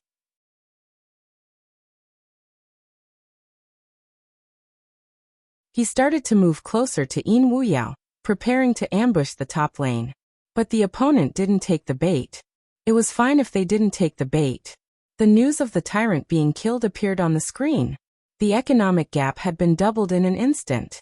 Lin Feng's face fell. He quickly realized that the opponent had revealed himself to divert his attention, allowing the bottom lane to focus on killing the tyrant. Such a ploy. Such a simple ploy. He actually hadn't noticed it. In reality, Lin Feng wasn't to be blamed. No one had expected the tyrant to be used so early and with a support tank. But when they saw the equipment, they realized it had been premeditated.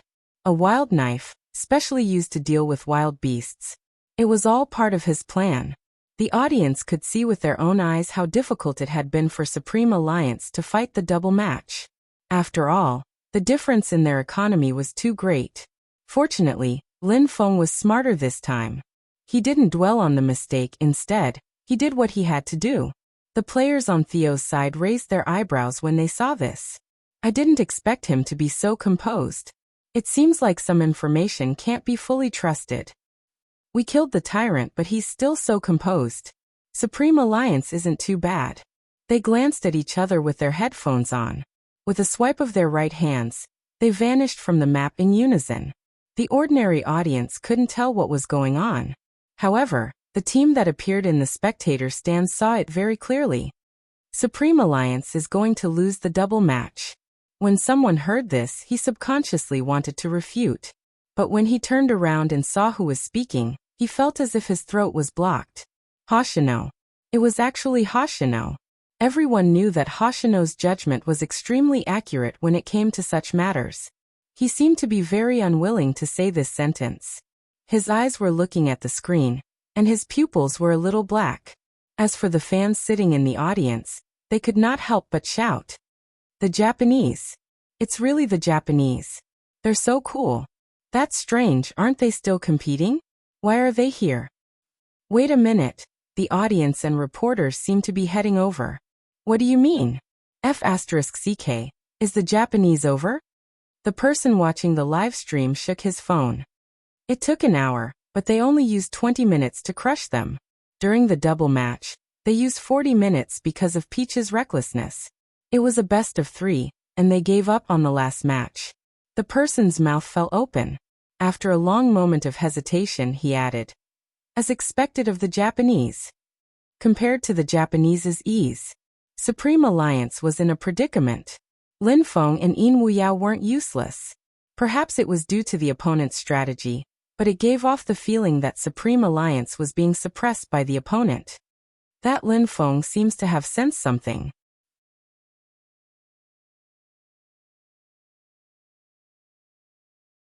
A member of the Japanese team said. Hoshino replied, it's too late. Yes, it was too late. This was the first time Yin Wuyao realized his hand speed couldn't keep up with his thoughts. Even though their support had died twice. But this was Yin Wuyao's third death. Lin Feng wouldn't be able to win the 2-against-1. As expected, Supreme Alliance lost the double match. Even with the compliments from their opponents, Supreme Alliance didn't get excited. They knew how passive they were in this double match. Lin Feng hung his head, apologizing. I'm sorry. Yin Hu reached out to press down on his shoulder. There's nothing to be sorry about. It's my turn. Aren't you going to smile at me? At this stage, everyone knew that Supreme Alliance wasn't going to be easy. The Theo team's ability could be seen from the double match. When Hoshino said that it was too late, he didn't just mean that they were late for the doubles. From the start, Supreme Alliance hadn't forced out all of Theo's abilities. Hence, it was too late to continue. Besides, Supreme Alliance wasn't going to use their strongest formation for the team battle. Everyone was worried about whether Lin Chintao's jungler would be able to set up the tempo. Theo's captain smiled. Alright, since Qin Mo isn't around, stick to the original plan, destroy their jungler. That way, they won't be able to retaliate. Sometimes we have to thank the spectators. Yes, they had to thank them.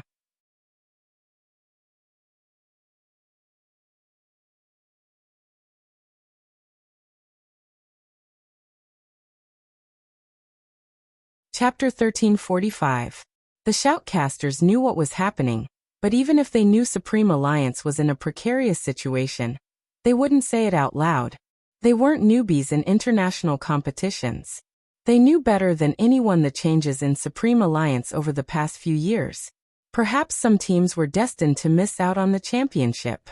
The professionals flipped through the information knowingly, waiting for the two teams to begin to reveal the names of the players.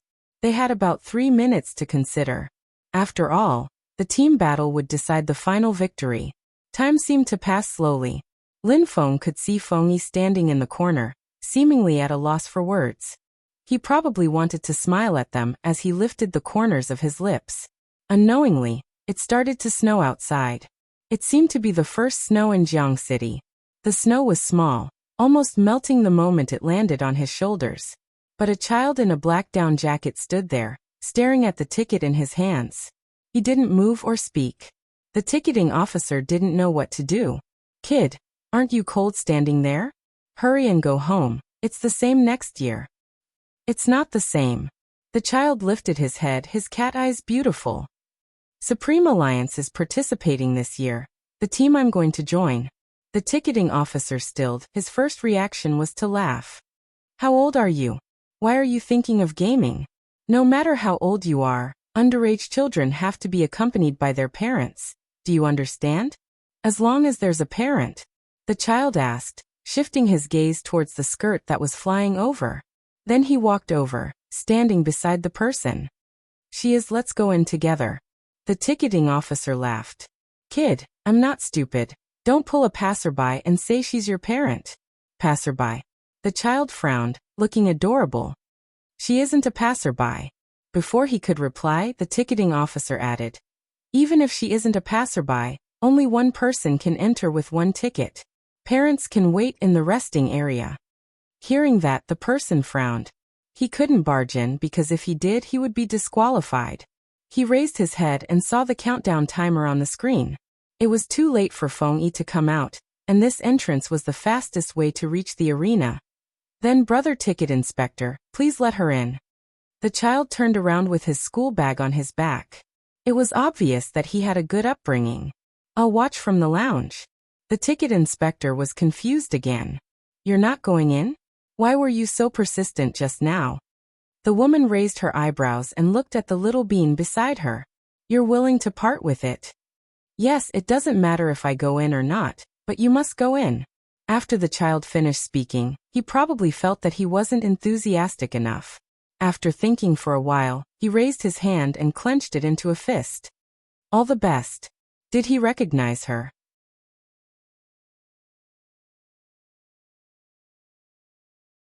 "Thank you." The man didn't act pretentiously.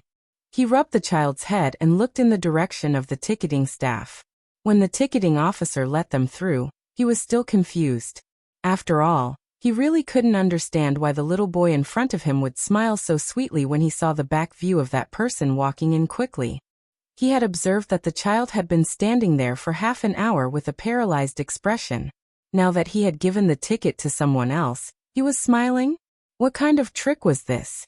At this moment, another child ran over from the other side. He looked similar to the one in the black down jacket and asked mysteriously, "Why aren't you going in yet? I even wore a dress for you. You don't know how nervous I was when Dad looked at me just now." MOB F***CK, paralyzed little face. "What are you smiling about?" "Brother." What? What was wrong with his sister today?" "I gave the ticket to someone else." "Is that something to be happy about?"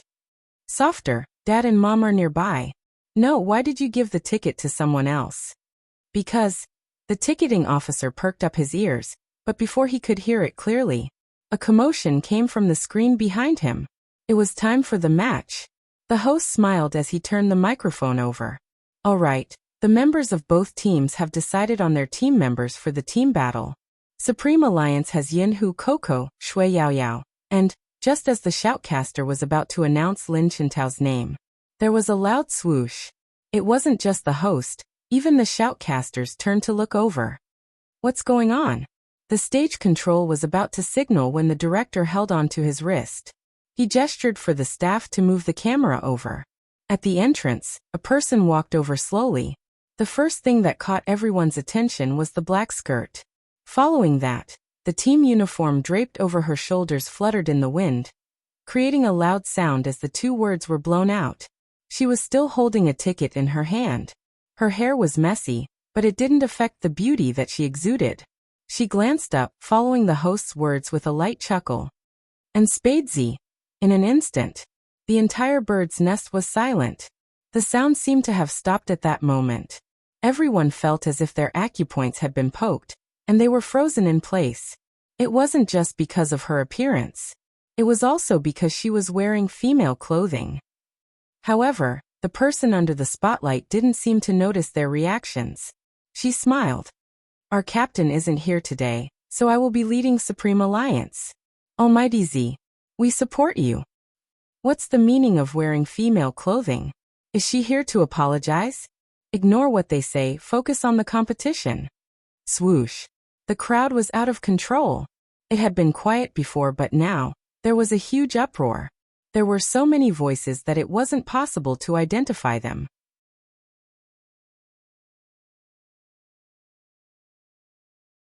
The click rate soared. They couldn't tell anything from the crowd. However, there were more than 1,000 comments in a second. F*CK, what did I just see? My Almighty is wearing female clothing. Almighty Z is so beautiful. Demoness attack. My big spade. I feel like I'm falling in love with someone else. What should I do?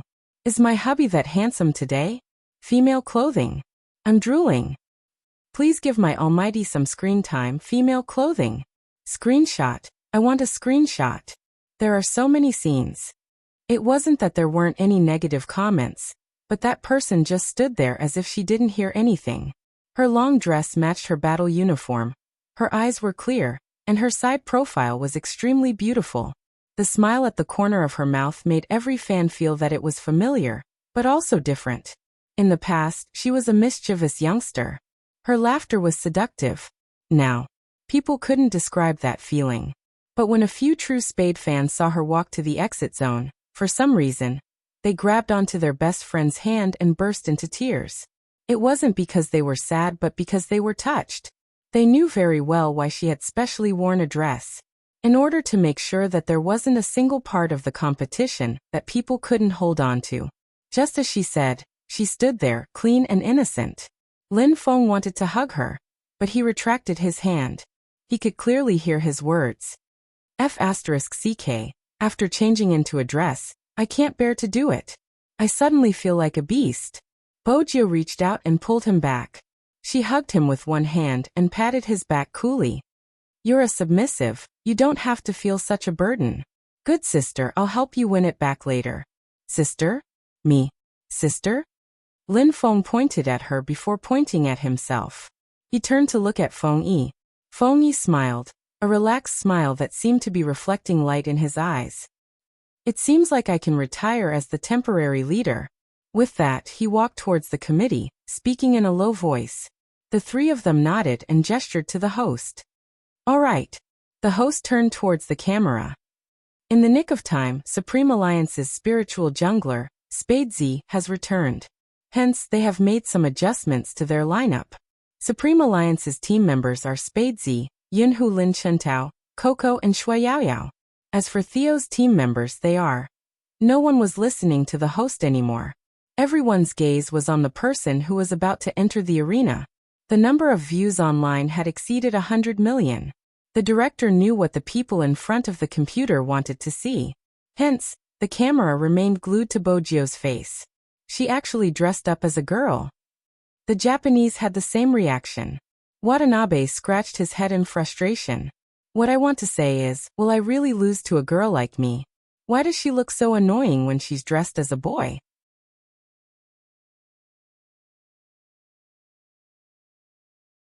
But now that she's dressed as a girl, how am I supposed to play in the future? I'll pity her. Vice Captain, what do you mean by that? Hoshino didn't look at him. His gaze seemed to be fixated on a certain point ever since she had appeared. Even the smile on his face seemed gentler. Watanabe stilled, grabbing his hair again. I seem to have accidentally found out a secret. Oh, Yusishin arched a brow, a nonchalant smile on his face. What secret did you find out? Watanabe jumped. Captain, as someone with experience, look at Vice Captain's expression when he looks at Spadesy. It's obvious he has something to say. Also, he has never been interested in any team in the past, but has always been interested in Supreme Alliance. I used to think it was because of Supreme Alliance's skills, but now, it seems like he already knew Spadesy was a girl. Captain, if Supreme Alliance wins this match, will Vice Captain go easy on Spadesy tomorrow? But I won't be able to bear to lay my hands on such a beautiful girl. Can't bear to lay your hands on her. Yusishin laughed viciously. Then you can wait for her to kill you. Watanabe shuddered. For some reason, his captain's smile seemed especially cold. The competition is starting. I wonder how Spadesy is going to play this time? A voice came from the audience. Let's watch. That sentence reflected the Theo team's current mood. They had done their research on Spadesy. After all, she was a dark horse in this year's esports scene. They had done a lot of research on her videos and had a thorough understanding of them. From the way she played, they couldn't tell that she was a girl. When the news had first been released, they had been shocked. Now that they had seen her in person, they looked back at themselves. Did Supreme Alliance pick their members based on their looks? Why were they all so beautiful? But regardless, their strategy wouldn't change. They would destroy the opposing jungler. Besides, according to tradition, Spadesy would probably choose an assassin with an invisibility ability. That was the conclusion they came to from the data. It wasn't just the Theo team. Even the fans who were familiar with Spadesy's playstyle were waiting for the assassin who had helped Spadesy obtain numerous first clears to appear. However, no one would have thought that something would happen. She had actually chosen another character in the game. That is, Almighty Chin's destined hero. There was a smacking sound. Bojio held onto the mouse and clicked confirm. She raised her hands and placed the earpiece over her head. She didn't know if it was because she was wearing a dress, but she looked especially fair today. Her slender fingers were almost transparent under the light. On the countdown timer, the shoutcaster explained the situation. To prevent the competition from being boring, the shoutcaster explained, "Honestly, I'm surprised by Spadesy's choice of character." Why? Do you think she isn't good? It isn't bad. Everyone knows that she is an all-round player, but in terms of proficiency, she doesn't seem to have much experience. Indeed, Chin Mo has always been the one using it. Alright, enough talking. From the screen, we can all see that the members of both teams have already walked out of the spring. Wait a minute. MH. Theo seems to have an idea.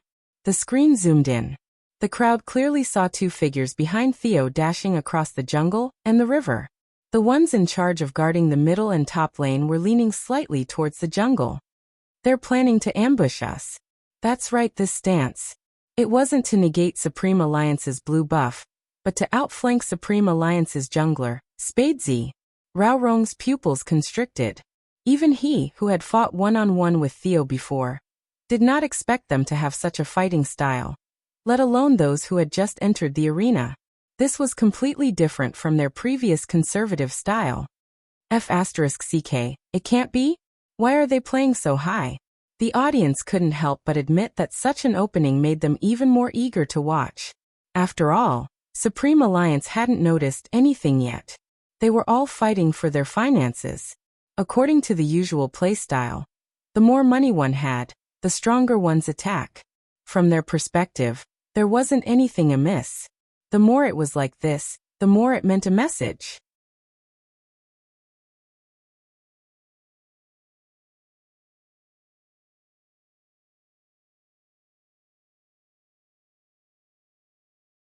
Chapter 1346. The moment the thought entered their minds, a loud click came from the screen. Theo's tank had a stun effect. With a swing of his hammer, Bojio froze on the spot. Everyone who played the game knew that control was the most important thing for an assassin. If she was controlled, she wouldn't be able to escape. Besides, there was a tank and a long-range attack. After the signal to attack, the opponent's sorcerer had rushed over to provide support. In an instant, Spadesy's HP dropped by half. She didn't even need to fight in the wilderness. Theo's assassin seemed to have been waiting for this moment. He raised his long spear and leaped in. intending to deal all the damage to her. Right at this moment, Bojo moved her right hand. Bojo sat in front of the screen and moved her right hand. The mouse glowed and everyone could see the lines that appeared in that instant. She moved with agility, avoiding the big move. Theo's assassin missed his target. But even so, Spadesy was still in a dangerous situation. Moreover, under normal circumstances, as an assassin, when fighting in a high-level match, he should be prepared in advance to see if the other party would come over to attack him. Not only had they been robbed, but they had also been forced into such a corner by Theo. Some started to wonder if Spadesy's abilities had deteriorated. Her mana has been snatched and she's suffering from the start. Spadesy's maneuvers just now are too average. Some of the audience, who already thought Bojo was a drama queen, seized the opportunity to mock her. With such skills, she can't lead a team. Since she left, she shouldn't have come back. Seriously, the tickets are a waste. I don't want to watch such a boring match. Unlike the audience, the fans were really anxious. They leaned forward, worried for Bojo. On the screen, her HP was getting lower and lower. It can't be. Was Spadesy, the FC King, going to sacrifice the first HP in the team battle?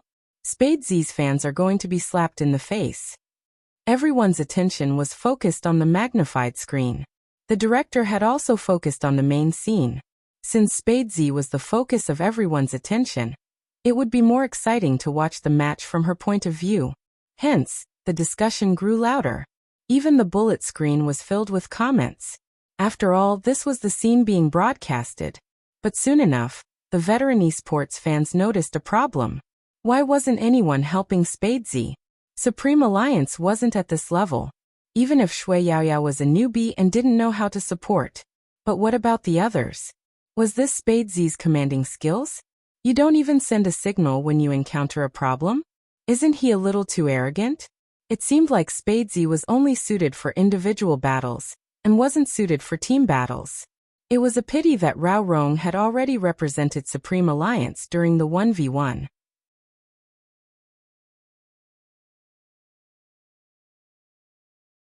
If Rao Rong had been the commander, the outcome might have been different. Just as this thought popped up in everyone's mind, they felt that Supreme Alliance's jungler was about to collapse. Suddenly, a sound effect appeared on the screen. KO. The first blood? Strange. On the screen, Spadesy wasn't dead. Then why would there be such a sound effect? All of a sudden, everyone was puzzled and perplexed. They didn't understand what was going on. Soon, the big screen gave the answer. It was the support on the other side of Theo who was only planning to reinforce the troops. Heavens! It wasn't just the audience that was in disbelief. Even Theo's captain was shocked.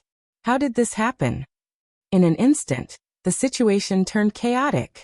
Bojo, who was sitting in front of the computer, slid her right hand and moved nimbly. She retreated to the bottom of the turret with a low amount of HP, just in time to feed herself a blood pack. But this was not the point. The point was that people could clearly hear the 3 words spitting out from her thin lips. Alright, retreat. The next second, the bullet screen went crazy. F***CK. What exactly is going on? Please explain. I can't believe my ears. Was my big spade giving an order? The netizens weren't the only ones who had this question. Even the audience was confused. When the replay was shown, the audience realized that Spadesy hadn't been caught in the jungle. That was when they realized that Spadesy hadn't been ambushed. Instead, she had sensed the opponent's intentions beforehand, and had sent a signal to the entire team to attack Theo's support. Hence, when the opponent had come to their jungle, she hadn't reacted on purpose. She had wanted Theo to take the bait and assume that she had been controlled. That way, they would focus on killing her or guarding against reinforcements. However, they hadn't expected that they would be hiding in the bushes to ambush the support. F***CK. This trick of luring the tiger away from the mountain is too good. She didn't just take the first HP. The entire jungle on Theo's right is empty. My almighty Z is telling the opponent that if he dares to use his blue, I'll get my teammate to take the first HP and clear his entire jungle? That's amazing. It was indeed unexpected. No one had expected such an outcome. If one thought about it carefully, one would realize that such a plan to lure the tiger away from the mountain was not something that just anyone could pull off. Firstly, one had to be clear of the opponent's intentions and make a certain level of judgment. Next, one had to have precise positioning to ensure that one would be able to buy time for one's teammate and ensure that one wouldn't die. It was a difficult feat that not many could pull off. It's so cool. That was so cool. The people who had been mocking her kept their mouths shut after witnessing this scene. They were clear on one point. It wasn't that Spadesy's fans had been slapped in the face, but they had been too biased. This seems to be the first time Spadesy has used such a method to start a match. The shoutcaster was a professional. It's novel and impressive. The other person chuckled. Indeed, I'm not sure if you have noticed, but she has completely adapted to her role as a team leader. Using such a method to take the first HP is in consideration of the overall situation. She is now an assassin, and also a team controller. I don't know why, but I can see Chinmo's shadow in her. Honestly, if I were to participate in a match now, they would be the opponents I wouldn't want to face. They are too strong, be it individual battles or assisting the team. In the past, Spadesy's advantage in this aspect hadn't been revealed yet. I reckon Theo's side wouldn't have expected her to use such a method. Using herself as bait to allow the team to take the first HP. This is completely different from the way she used to sweep the opponent's jungle alone. It wasn't just different, it was a huge blow to Theo's head. But this alone wasn't enough to secure victory. After all, Theo's skills were obvious. But it had to be said that the mistake in strategy was a huge blow to them. They couldn't stay in Supreme Alliance's jungle any longer. One of the towers in the bottom lane had been destroyed, and they had to return quickly. Shui Yaorao from Supreme Alliance's middle lane, and the experienced Yun who had already gathered over. Hence they had to flee. Right at this moment, the figure that was supposed to be under the tower suddenly darted over. She cut off the backline sorcerer that was trying to retreat. Dumbfounded. Everyone was dumbfounded. They hadn't expected Spadesy to rush out with less than half of her HP. Wasn't she courting death? Even if she killed someone, she wouldn't be able to escape. Theo's reaction was swift. Just as he was about to destroy the other party, the figure held a wine flask and with a flash of her sword, she was back under the tower. First skill displacement. F***CK, that maneuver is amazing. That's the true meaning of first blood. Is my big spade learning from Almighty Qin? He retreated instantly after killing someone. The crowd was getting out of control. They had never seen it before. In the Asian Cup, China had never achieved such an amazing result.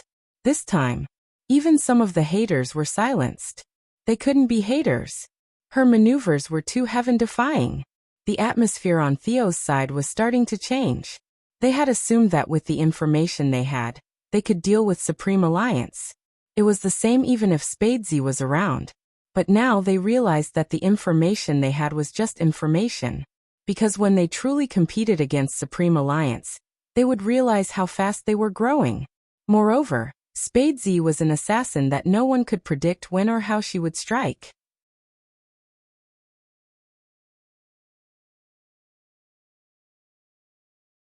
A second ago, when they thought she wasn't fast enough, they realized she was just bait and wouldn't move recklessly. The next second, she dared to attack with half of her HP, using her recovery skill to kill someone.